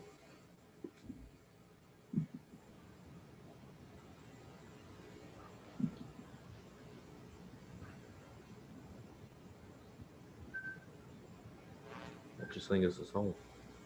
Mr. Chair. Yes, sir. Just a request before you close discussion. If I would introduce, I guess I would need to be sworn, but I would introduce a perspective from our Public Works Director, that I don't feel has been adequately covered to now, prior to the final deliberations by the City Commission. Dallas, have we got anybody with their hands up? All right. Actually, Mr. Chair, I'd like to make a comment. It might be better as a public member of the public.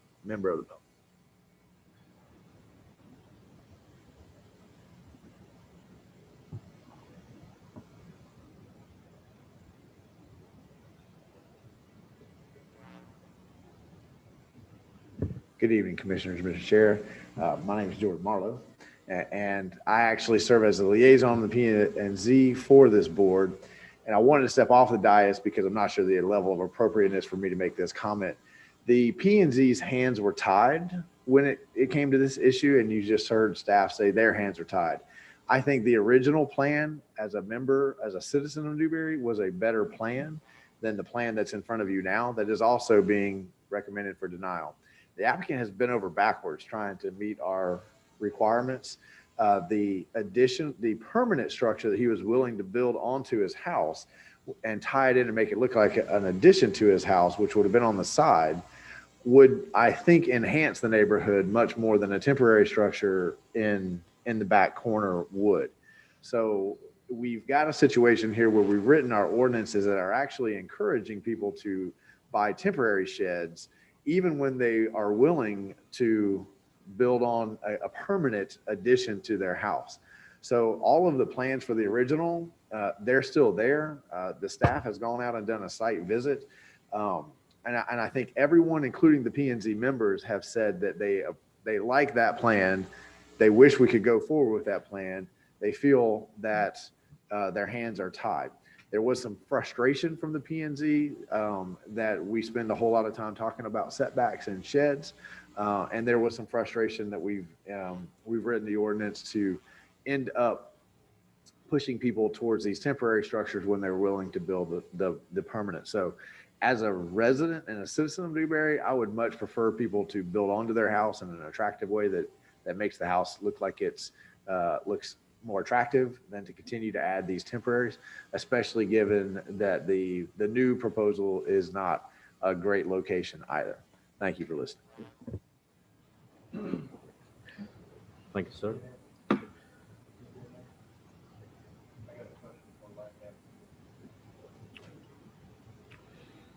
Commissioner comments, Commissioner Martin?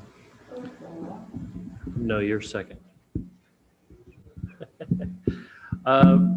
I'll go in order that I had the questions. Mike, and maybe this speaks to your utility. Mike, I see that we have the email from the neighbor that's not having an issue with the temporary structure.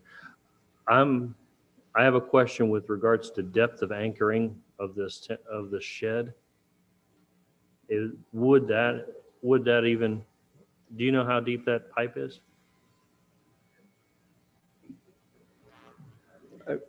First, before I start answering questions, could the city attorney advise whether I need to be sworn or because I'm staff, I do not need to be? Mr. Chair, on an abundance of caution, I would suggest that you be sworn in. Okay. Madam Clerk, wait a minute. Manager Mike New, do you hereby swear or affirm the testimony you're about to give is the truth, the whole truth, and nothing but the truth? I do. You have been So, Mr. Chair, in response to Commissioner Martin's question, that those anchors typically run 2 to 3 feet deep. A drain pipe in that area would likely be deeper than that. Generally, from my utility experience and from my drainage experience, the problem isn't with the shed or an anchor impacting the pipe. It is with what we call the angle of repose. If we have to dig down to repair the pipe or perform any type of maintenance operation on the pipe, the shed would be within the angle of repose and it would have to be relocated. So, and just from a practical sense, and this is something I advocate with our team quite a bit, when the solution becomes, well, let's have an agreement or let's put something on a plat that says this is the way it's going to be moving forward. Your field staff never become aware of a particular easement or an agreement to move a shed in one subdivision. There's just no way for them to keep up with that. So when they respond, they see that shed in the way, they've got a job to do, and they take it upon themselves to deal with moving the shed. And often that ends up with contents being broken or things of that nature. Code enforcement sees it and says, hey, there's a violation there, you're encroaching. And it becomes difficult whenever we try to, by agreement, make exceptions. If we have to dig down on that pipe, that shed is going to either be compromised or required to be moved. I would say of all the things that I've heard in here in my experience, that the biggest concern is the encroachment on the easement. The commission will recall that we've spent close to $100,000 dealing with drainage easements in Country Way. I would say some portion of that, not all of it, but some portion of that is dealing with these temporary sheds being encroaching into drainage easements and us requiring them to be moved. And every one of those that were required to be moved has been met with a lot of angst, a lot of frustration, upset customers, residents saying, why are you picking on me? It's a difficult issue. I would say that, to characterize the problem is we are just now in the development community, it's become so competitive. I'm not blaming anyone, but it's become so competitive that we are subdividing into the tiniest lots that we possibly can. And then we are filling them up with structures. And there's no, with the house and the pool. And after you build the house and the pool, there's nothing left but in the setbacks. To Wendy's point, the rear setback, if you were going to site it and not impact the gentleman's palms, very directly behind the pool is the best place. It encroaches on the setback, but it doesn't impact the easement, the drainage easement whatsoever. We would be able to maintain that drainage pipe without addressing the need to move the shed.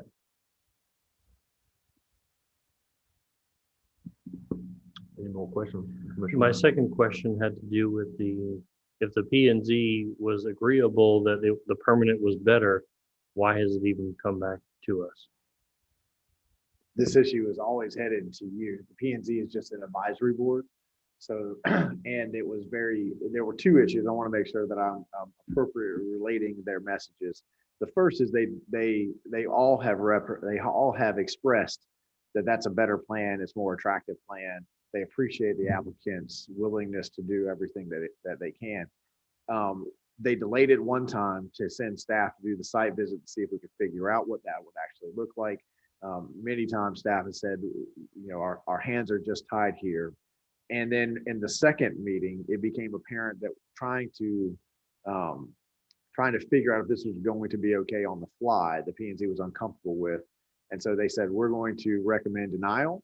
But if the applicant moves forward, continue to work with staff to see if that original plan could still work and be presented to you guys and see what your reaction to it would be. So I was surprised to see that plan, the applicant sort of abandoned that plan and went for this one. But that was, in all honesty, I think as objective as I could present it, the P&Z's feel tonight.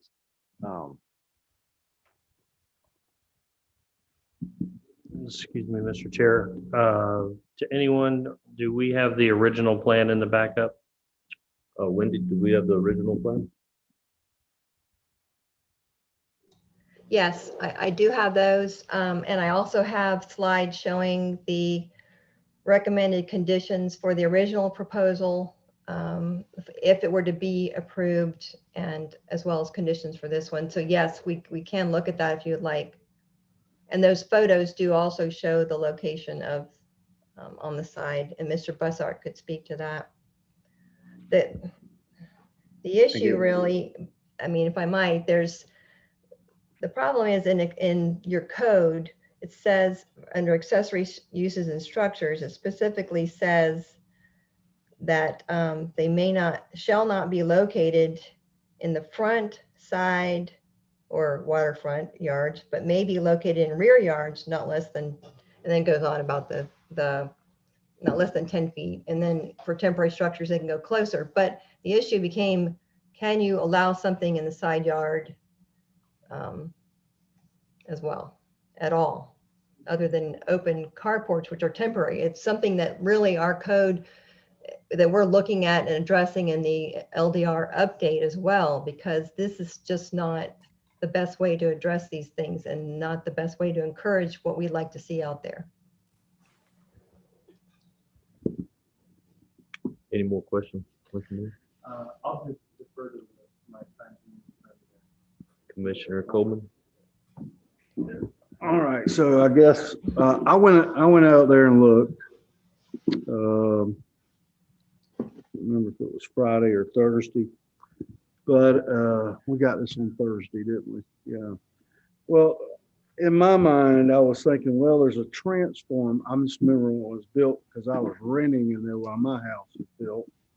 There's a transformer in that same line that's there. But I go back to all of these sheds are temporary. And these shed companies make money if they have to be moved because of the utility stuff. So why would we deny one of our local businesses to not let a temporary shed be put there? It doesn't make any sense. I mean, what I'm looking at after going through there and living in Newberry Oaks is, where was the forethought for this? Seriously, I mean, everybody wants storage sheds. That's just the way it is. It's not going to change. And we don't have any room. I mean, you know, here we're going to worry about 5-foot setback. Well, you know, what that is, wait till everybody starts moving into Newberry Oaks corners. That's even worse. And they're going to want sheds. I promise you. I mean, I think we need to do a broad over Newberry Oaks, all these little small lot stuff, and say, hey, well, if it's a temporary shed, you know, we're not going to worry about the setbacks. It's state law. Well, by God. But either way, I don't see any problem with this, and I'm going to refer right back to it as temporary. I know it's a headache on staff when that comes, but you go, hey, you better move it or you're going to lose it. I mean, that's just the way it is. But in less than 20 minutes, any of these shed companies can go in with that portable thing and grab a hold of it and roll it right on out of there. They can put it on the back side of it. I mean, it's so crazy. These temporary sheds, I've seen where they've been set, and 5 days later, they went in there with that machine and moved it another on the other side of the yard. It happens. They're temporary. And yeah, they have anchors, but I think I'm going to vote for this. I'll go ahead and tell you right now. It's their property, their backyard, and I think that they deserve to have a shed back like everybody else in Newberry Oaks does. And that place is packed with them. And I bet you half of them hadn't even went through the process that Bozart went through, or Buzzard. I mean, they just went and stuck them back there. I know over here behind, next to the elementary school, I guarantee you ain't half of them got permits. So that's how I feel. Thank you. Commissioner Clark? Yeah, so this man has spent a lot of time. It looks like this thing's been kicked down the road almost 2 months prior to coming before us tonight. My thing is, though, why are the hands tied on the nice addition to the home? That's what I want to know. Why? Well, they're Is it a tied setback? because the state law has 5-foot setbacks for fire safety. So we can't violate that, right? We have, so you guys have already taken it down to the bare state law. So this is a setback on what he wants to add to his house. It's a setback problem. Correct. Okay. Now there's different setbacks between temporaries and permanents. structures. And the original idea, which was a nicer addition to the home, would be a permanent attached. And I haven't heard from Mr. Bussard if he's even interested in that original idea, or if he's, gotten frustrated and said, I don't want to even go back there. So as a private citizen of Newberry, I'd rather see us write ordinances that help to beautify the communities, instead of, especially when you've got somebody who's willing to go that extra. I mean, it's certainly a much more expensive process to add on to build something that looks like it's an addition instead of just buying a temporary. So that was my private resident comment. It's not encroaching on the other property. Wendy helped me out. I can't remember the exact, it's like 2.75 feet into the setback on the original plan. This one is still 3 feet. Is that right? This would encroach, 3 feet on this one. The other one on the side yard was, it would be 4.75 feet into the 10-yard setback. Because remember, permanent structures still have to maintain a 10-foot setback. So that's what you'd be encroaching on. So you'd be about 5.25 feet from the property line still. So it maintains that. Well, my other part of this is I'm with Commissioner Coleman. These lots were developed. People know they're buying them, but they want to have storage like everyone else, and it's private property. Once he has 0.23 of an acre, if it's not encroaching on our drainage system, as the city manager says, as long as they don't hit it, break it, if they have to move it, there has to be something in writing that it's on them. It's on them that they got to move it if our staff needs to get in there to repair something. I mean, I both sides here, but I am still in agreement that private property, you want a shed, and if these ordinance needs to be changed, we need to run this at a state level or wherever we need to go, because this is 2 weeks on the dais that we went through this same thing within our city. So this seems to be a real problem, and I'd like to see how we could address it for the future. I mean, Mr. Chair, I was just asking for the floor. Go ahead. I mean, I think that what the city manager is saying is it's all well and good for us to say that here. And this is in no way saying that Mr. Bussard would give us a problem if this happened. But if we set that precedent, it's it's pretty difficult to go after people when they damage city infrastructure by putting in a shed. And if we've got to get in there, they go after us pretty quickly. If something happens, we pick it up, we move it, and something inside there they say is priceless.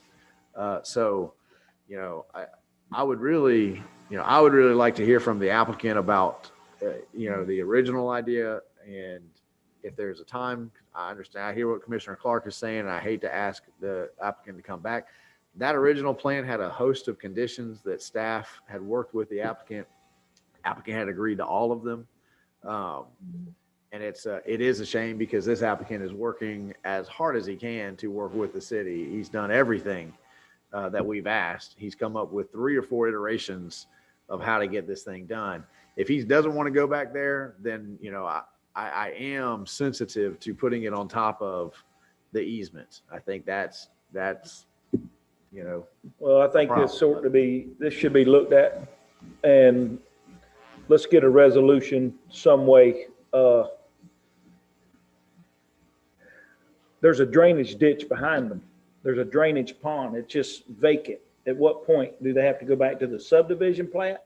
Do they have to go back to the city to do it?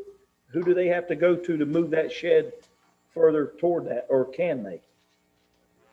Right here. So all that land is being not used.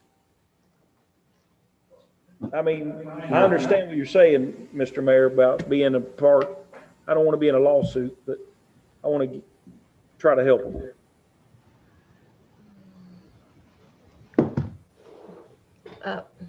Mr. Chair.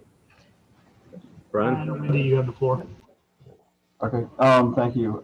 Just for some clarification, I just wanted to, we're throwing around setbacks a lot and things like that. The original plan that Mr. Bussard presented would have been a separate shed adjacent to his home.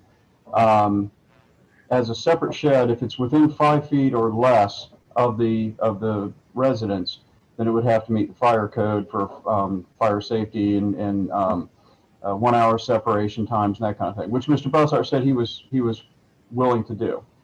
The problem was two problems basically. Putting it up in that original location, your code says that sheds can't be in the side yard; they have to be in the backyard. And so that was number one. It violated the requirement that sheds be in the backyard. Number two was, as proposed, it would still be encroach on the setbacks, and so it would take a variance to the setback requirements as well. To try to accommodate that, Mr. Bussart altered his plans to make a temporary shed, to put a temporary shed back in the northwest corner. The problem then, though, becomes, of course, what we've been talking about, which is the drainage easement underneath. And it's never best practice to put structures on top of drainage easements that may have to be dug up in the future. You can put requirements in there that there's paperwork that is recorded against the deed, but people forget about that stuff. And as the city manager alluded to, we've had a problem with that in Country Way, where we've had to go back and help fix a problem that had occurred over the years. And a lot of people got upset about that because they consider that easement to be, it is their property, but they forget it's there, and they start, putting structures and plantings and things over time, and it creates a problem. So in terms of putting a temporary shed within the setback, number one, y'all already went from requiring that temporary sheds go, comply with the building setback lines to allow an additional 5 feet or more towards the property line when you allowed it to go 5 feet. And the reason the 5 foot limit is there is so that if somebody on the other side of the fence puts up a structure and it's also 5 feet away, then it meets the Florida building codes, or fire code rather, 10-foot separation between structures. And so that's where that came from. And so, this request not only is asking to be placing a shed on top of a utility easement, but it's also asking to, go into even further into the setbacks. And the reason staff says that their hands are tied is because the variance process very clearly states in your code that a variance shall only be granted for situations that are relative to the unique conditions of the land, not as a result of the applicant's actions. And again, while we're very sympathetic, Mr. Bussart, we want to try to find a solution. If there is another option, even if there wasn't another option to put it on the southwest, I'm trying to get my bearings, the northeast corner, because putting the pool in and everything else has taken up the space that would be available, it's still as a result of the actions of the applicant.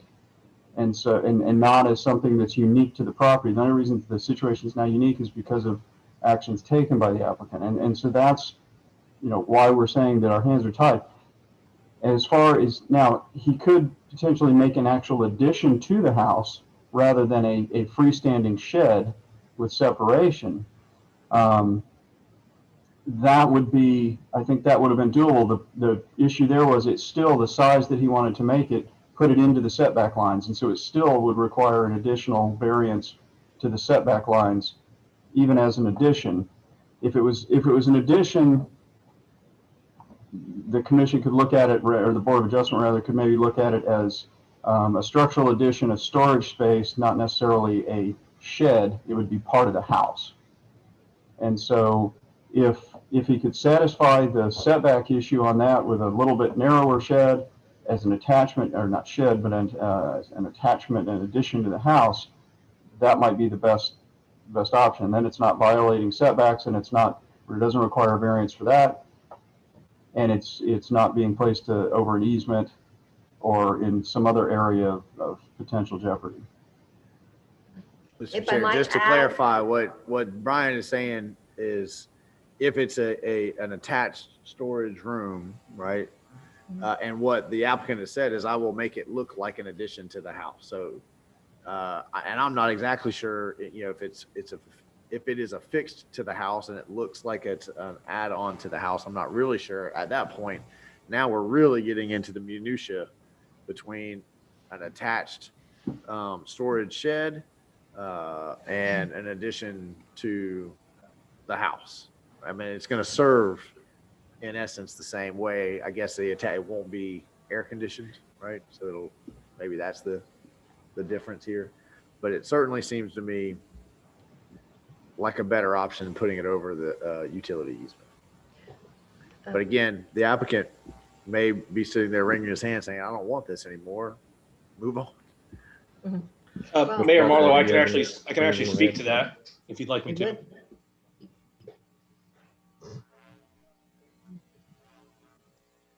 Mayor Marlowe, I can actually speak to that comment if you prefer. I would love it. Okay. I would love it, sir. Yes. Well, unfortunately, based on the way the previous meetings have gone and being denied and told essentially that wasn't an option anymore on the side, I've already reallocated the funds I was going to spend to make a fire rated structure to match my home on the side of the house. So those funds have already been reallocated. So that's not even an option for me anymore at this point, unfortunately. So now what I'm stuck with is I have a location pre-planned in the back left corner of the yard, the only space available now. And it would have been nice to know that there was an option to possibly still have it on the side of the home. I could have reserved those funds, but like I said, I can't wait forever. And the impression I got and what I was told from the commission was basically it wasn't going to happen on the side of the home. So that plan went away. So now I'm kind of stuck with what I've got.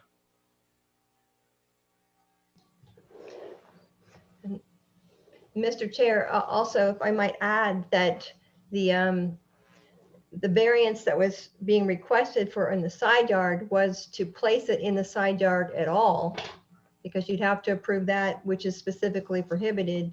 And then you'd also have to give a variance to the setback.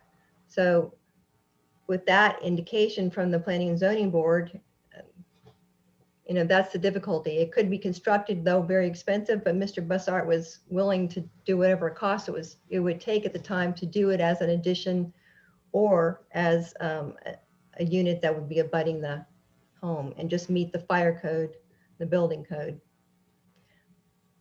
But now we're here. Commissioner Coleman. So if it's in the back left corner of the house, that's a fire hazard? Is that what y'all are saying?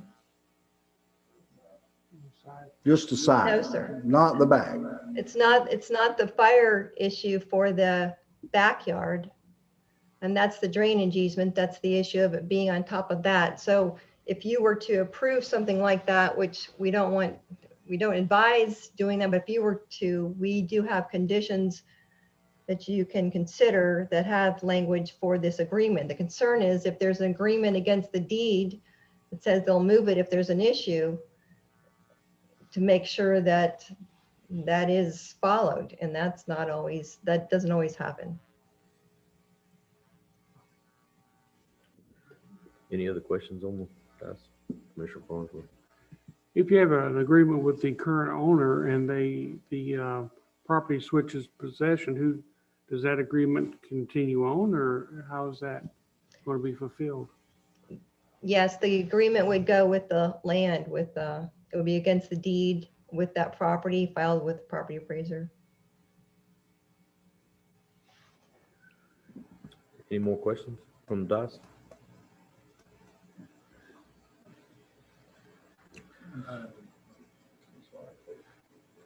So we're looking at temporary storage shed over the drainage easement. Mike, if there was, would there ever be an emergency application to get to that drainage pipe?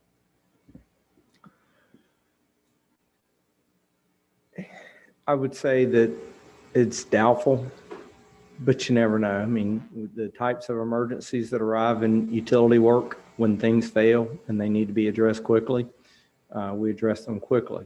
I would say that an example to me of an agreement that runs with the land that no one is aware of and no one abides by is the notice that, hey, you're buying land in a community adjacent to mines and there's going to be explosion activities. And time after time, we hear people complaining about that.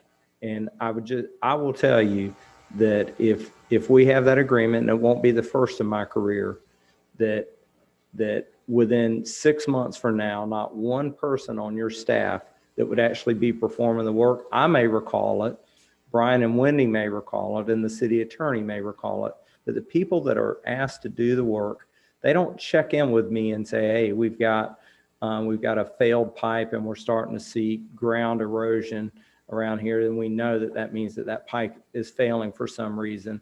They don't issue that. Those work orders don't come by me. They don't ask me.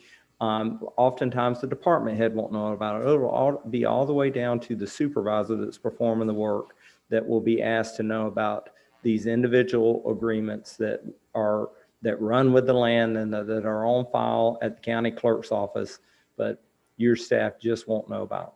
We'll take on the responsibility of dealing with the shed and dealing with the frustrated property owner. And the commission may not be aware, or if we didn't do a satisfactory job, the commission will be very aware of it and will most likely be very sympathetic to the property owner that's complaining.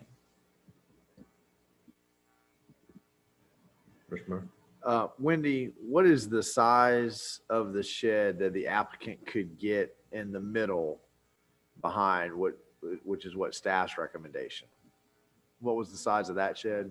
Well, there's a 20-foot depth. So if you didn't require it to maintain the 5-foot setback from that back property line from that fence, then technically you could do the size shed that he's requested, the 12 by 10 with, the 10 feet being the depth, so that there's still, let's say if you went up to, like he proposed on the other one, 2 feet up to the fence, you could have, you would still be able to do that same fence and still same shed and still have room between the structure, the structure and the pool enclosure, excuse me. So the side structure is off the table. The corner would require a variance and allowing to put it on top of the utility. The middle would only require a variance for the setback.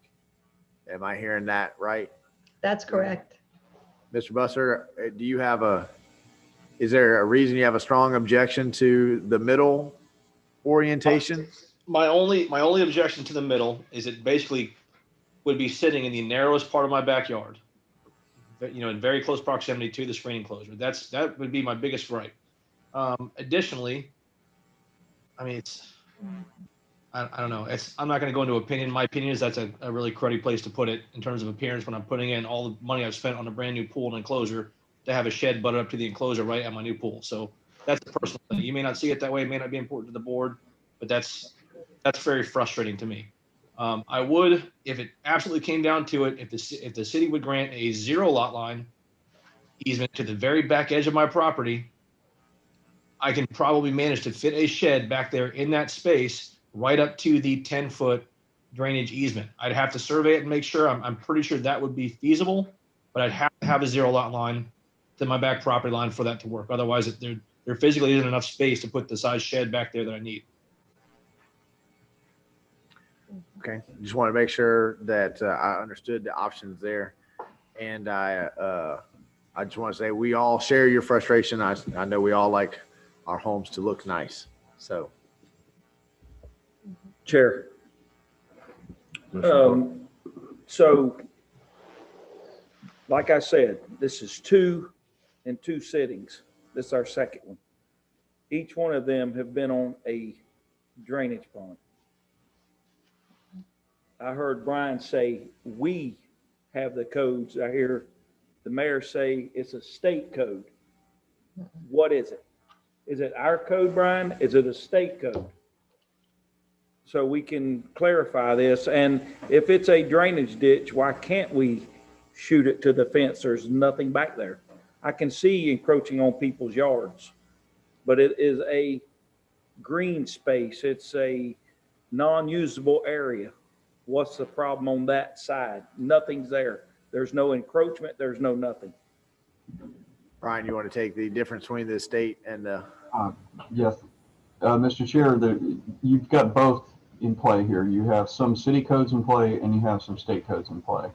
And so when you're talking about a 5-foot separation from property line, that's generally so that the adjacent neighbor can put a structure 5 feet from the property line, and you maintain a 10-foot separation, which is the Florida Fire Safety Code. That's where the state code comes in. Likewise, also, if you were going to put it next to the house. So what I'm hearing, though, I understand that, Brian, but what This one out. I can't hear Mr. Clark. I can't hear Mr. Clark either. Commissioner Clark, I mean. Sorry. I'm sorry. So my question is, when we deal with these subdivisions and there is a drainage pond, green space, never a house to be built, why can't we take that shed to the very back? I understand the 5 foot on the sides for neighbors and houses. But when we talk the back, what is the law? What is the rule? That again is one area where it's city code, and they could, the commission, or excuse me, Board of Adjustment could choose to waive the 5 foot setback on that back property line, and you wouldn't have to worry about a neighbor coming in and putting in another shed on the other side. The only impediment to that is doing so would basically violate the city's code in that the hardship, there's no demonstrable hardship other than that created by the applicant. But you could do that, and you wouldn't be in any danger of a future structure being built within 10 feet of the existing structure. And I think really that's about the only other compromise that you could look at right now. And it keeps it off the easement, and it keeps it out of the side yard. To speak to Brian here. Brian, would that, and I think that would solve the problem for Mr. Broussard, and that in our codes, if this is something that we're going, this is the second, and I'm just saying, we're spending a lot of time here. If these subdivisions have retention ponds and green space and things that are built in when y'all develop it or whoever develops the subdivision, couldn't we change the ordinance here in the city to say if you are on a retention pond or you are in that space, we can make that law just be up to you guys to make that decision, like right now, instead of always coming before the board for a 0 line setback if you're on some place that we're not going to use anyway? Can we change that? Unless the city attorney tells me otherwise, I think you're certainly within your rights to make that change, and we could do that. We could put that together. There's a number of opportunities where that could happen. We could do a blanket change in the straight zoning when planned development subdivisions come in. You know, it could be a suggestion for them to build that code in. Sounds like might be open to having a 0 lot line on the back, moving the temporary shed in between the utility easement and the offset on the other side of the property. Mr. Broussard, would that sound like it would work for you? It does, but it also brings up a question that I had from the original plan. Does that give me the option to make it a permanent structure, like I'd originally preferred to do, and actually have a slab poured and have a real structure in my backyard, which instead of a temporary shed? That was the intent, and all along was to have a well-built permanent structure that looked like my home. And if that's allowable, that's what I would like to do on the back of my. If it's going to be there, I at least want it to look nice and look correct. If it's going to be so close to my pool, so that would be preferred if that's allowable.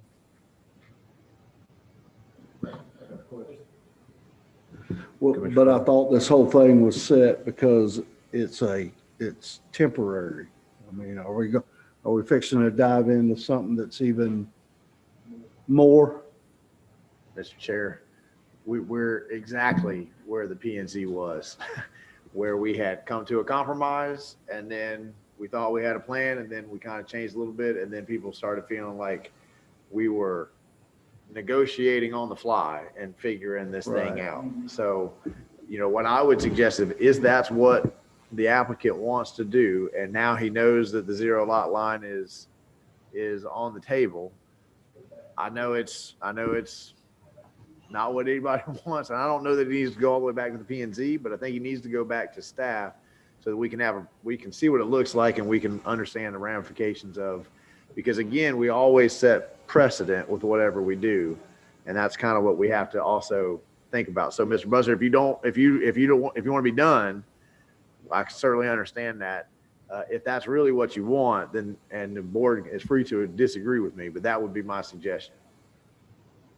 Mr. Chair, the permanent structures are allowed in the rear yard, but they have a 10-foot setback. But if they could still ask for a variance to that setback, which is what he's doing. If you chose to make it permanent, then you would be, and it would be outside of the drainage easement, it would be in the rear yard. And if you approved a variance for a certain amount or all the way up to the property line, that would be your choice if deemed a hardship. I think right now what we're looking at is just a temporary structure, and what I'm hearing is if wanting a permanent structure, it kind of needs to go back and P&Z and planning and go from there. Mr. Bosshart, do you want to go for the temporary structure, or do you want to look at trying to get a permanent structure? Mr. Norfleet, as much as this stresses me, and I feel like I've been through the ringer already, the original intent was for a permanent structure, which would be preferred. But at this point, I'm a little beat down by the process, and I'm seriously considering just leaving it as temporary, and just being done with it. I don't know how much more I can stomach with everything else I've got going on with construction and everything else. So at this point, I'm ready to be done, and I'm sure the other members probably are too. I know Mayor Marlowe and Wendy and Brian have been through this quite a bit as well. So if you guys can approve a zero lot line today, I'm ready to put it to bed. I'm ready to move on. It's been long enough. Do we have a motion on the floor that would approve the zero lot line on the back?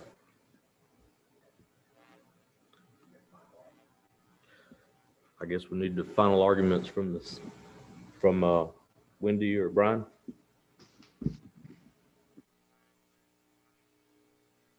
It is your determination.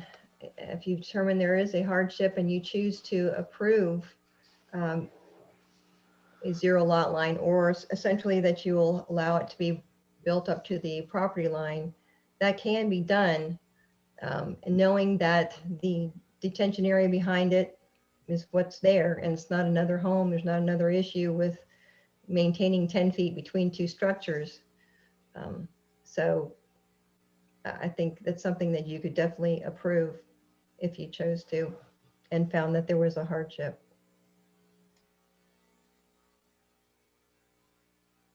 Commissioner Golden. Is this, if we're going to vote on this, let's get this right where we're at. Is this the left corner off the utility line, off the utility drainage and back, just off of it? Is that what we're looking at here with a zero? Or are we talking about the center behind the pool? You could just put a condition to say that it's to be located in the rear yard. On that. I think we probably should let him have the option from the utility easement back to the right. Right, it's going to be on the utility easement, but I think Mr. Brusshart was discussing. Mr. Brusshart was discussing being in dead center, but I think at that point it'd be his option. But what I would like to ask is, if we're going to set this as a precedent, do we need to also entertain some movement now to get our ordinance change to be like only in green space or only in retention ponds? Because if this zero lot line, everybody wants one, we're going to have a problem. So we've got to do something, and I think Brian or Wendy or the city manager should speak up now, and let's figure out how we're going to do this. I believe if we do that, that would have to come on a regular commission meeting. Yes. So we could definitely, We should entertain it right now. We don't talk about that now. correct. Let them bring it up. Any other questions? Mr. Bossart, do you have any other comments you'd like to make? No, just a quick one. I would be butting up right up to the 10-foot easement as far over to the west as I can go. Absolutely. Anybody like to make a motion that we make the 0 lot line? City attorney, advise us on how to write that. Mr. Chair, are you looking for the motion? Is that correct? That's correct. The motion would be to allow the homeowner to place his temporary structure into the setback. My understanding of the discussion is it can be abut the rear yard since there's a drainage facility in the back, so that it can be right up and abutting the back property line. So it wouldn't have a 0 setback, such that the property owner can place the structure right up against the back property line. That's my understanding of the discussion, Mr. Chair. And it can be placed as far and as close to the drainage easement along the back line as the property owner desires. That's correct. Mike? Mr. Chair, I was going to suggest that the recommended or suggested motion by the city attorney, including the phrase that while there is no rear yard setback, that the 10-foot drainage easement could not be encroached upon. Very good. Thank you, Mike. You got that, Mr. Attorney? Yes, agreed. I just wanted to clarify because Mr. Bussard said that he believes that if he gets a 0 lot line, he can fit it in, but he has to survey it. So what happens if he surveys it and he can't fit it in?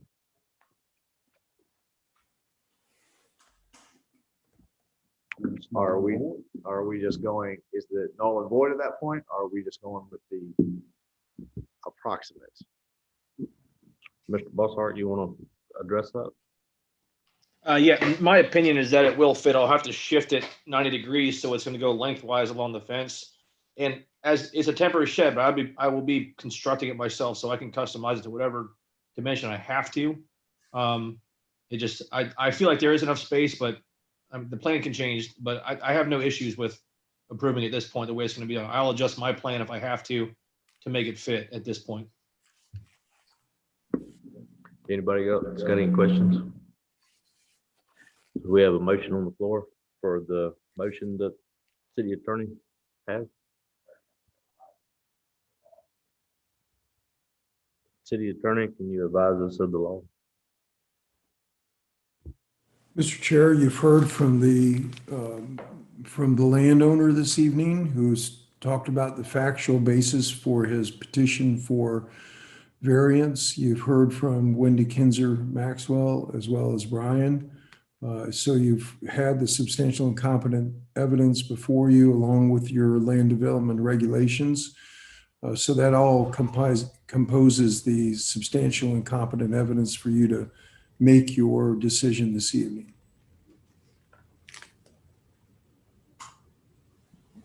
So now are we ready for a motion on the floor? So moved. Motion to approve. Hear a motion from Commissioner Clark. Anybody second? Second. Second from Commissioner Coleman. Have a roll call vote on that. Public comment first, Dallas.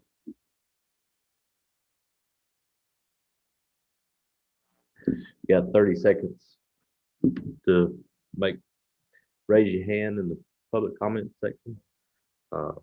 If not, we'll move on to a vote.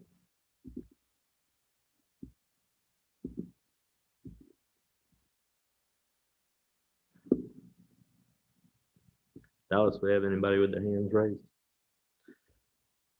All right. So now we're ready for a vote. Commissioner Clark, Aye. Commissioner Martin, Aye. Commissioner Farnsworth, Commissioner Coleman. Aye. I'd vote aye myself, so it's a unanimous vote. This item is approved. So now we move on to comments. Commissioner. Mayor. City Clerk. I don't have. Commissioner Clark, Commissioner Martin, Commissioner Farnsworth, Commissioner Coleman. We're gonna have this problem even more. Newberry Oaks corner, after I left this one, I ran over there and I'm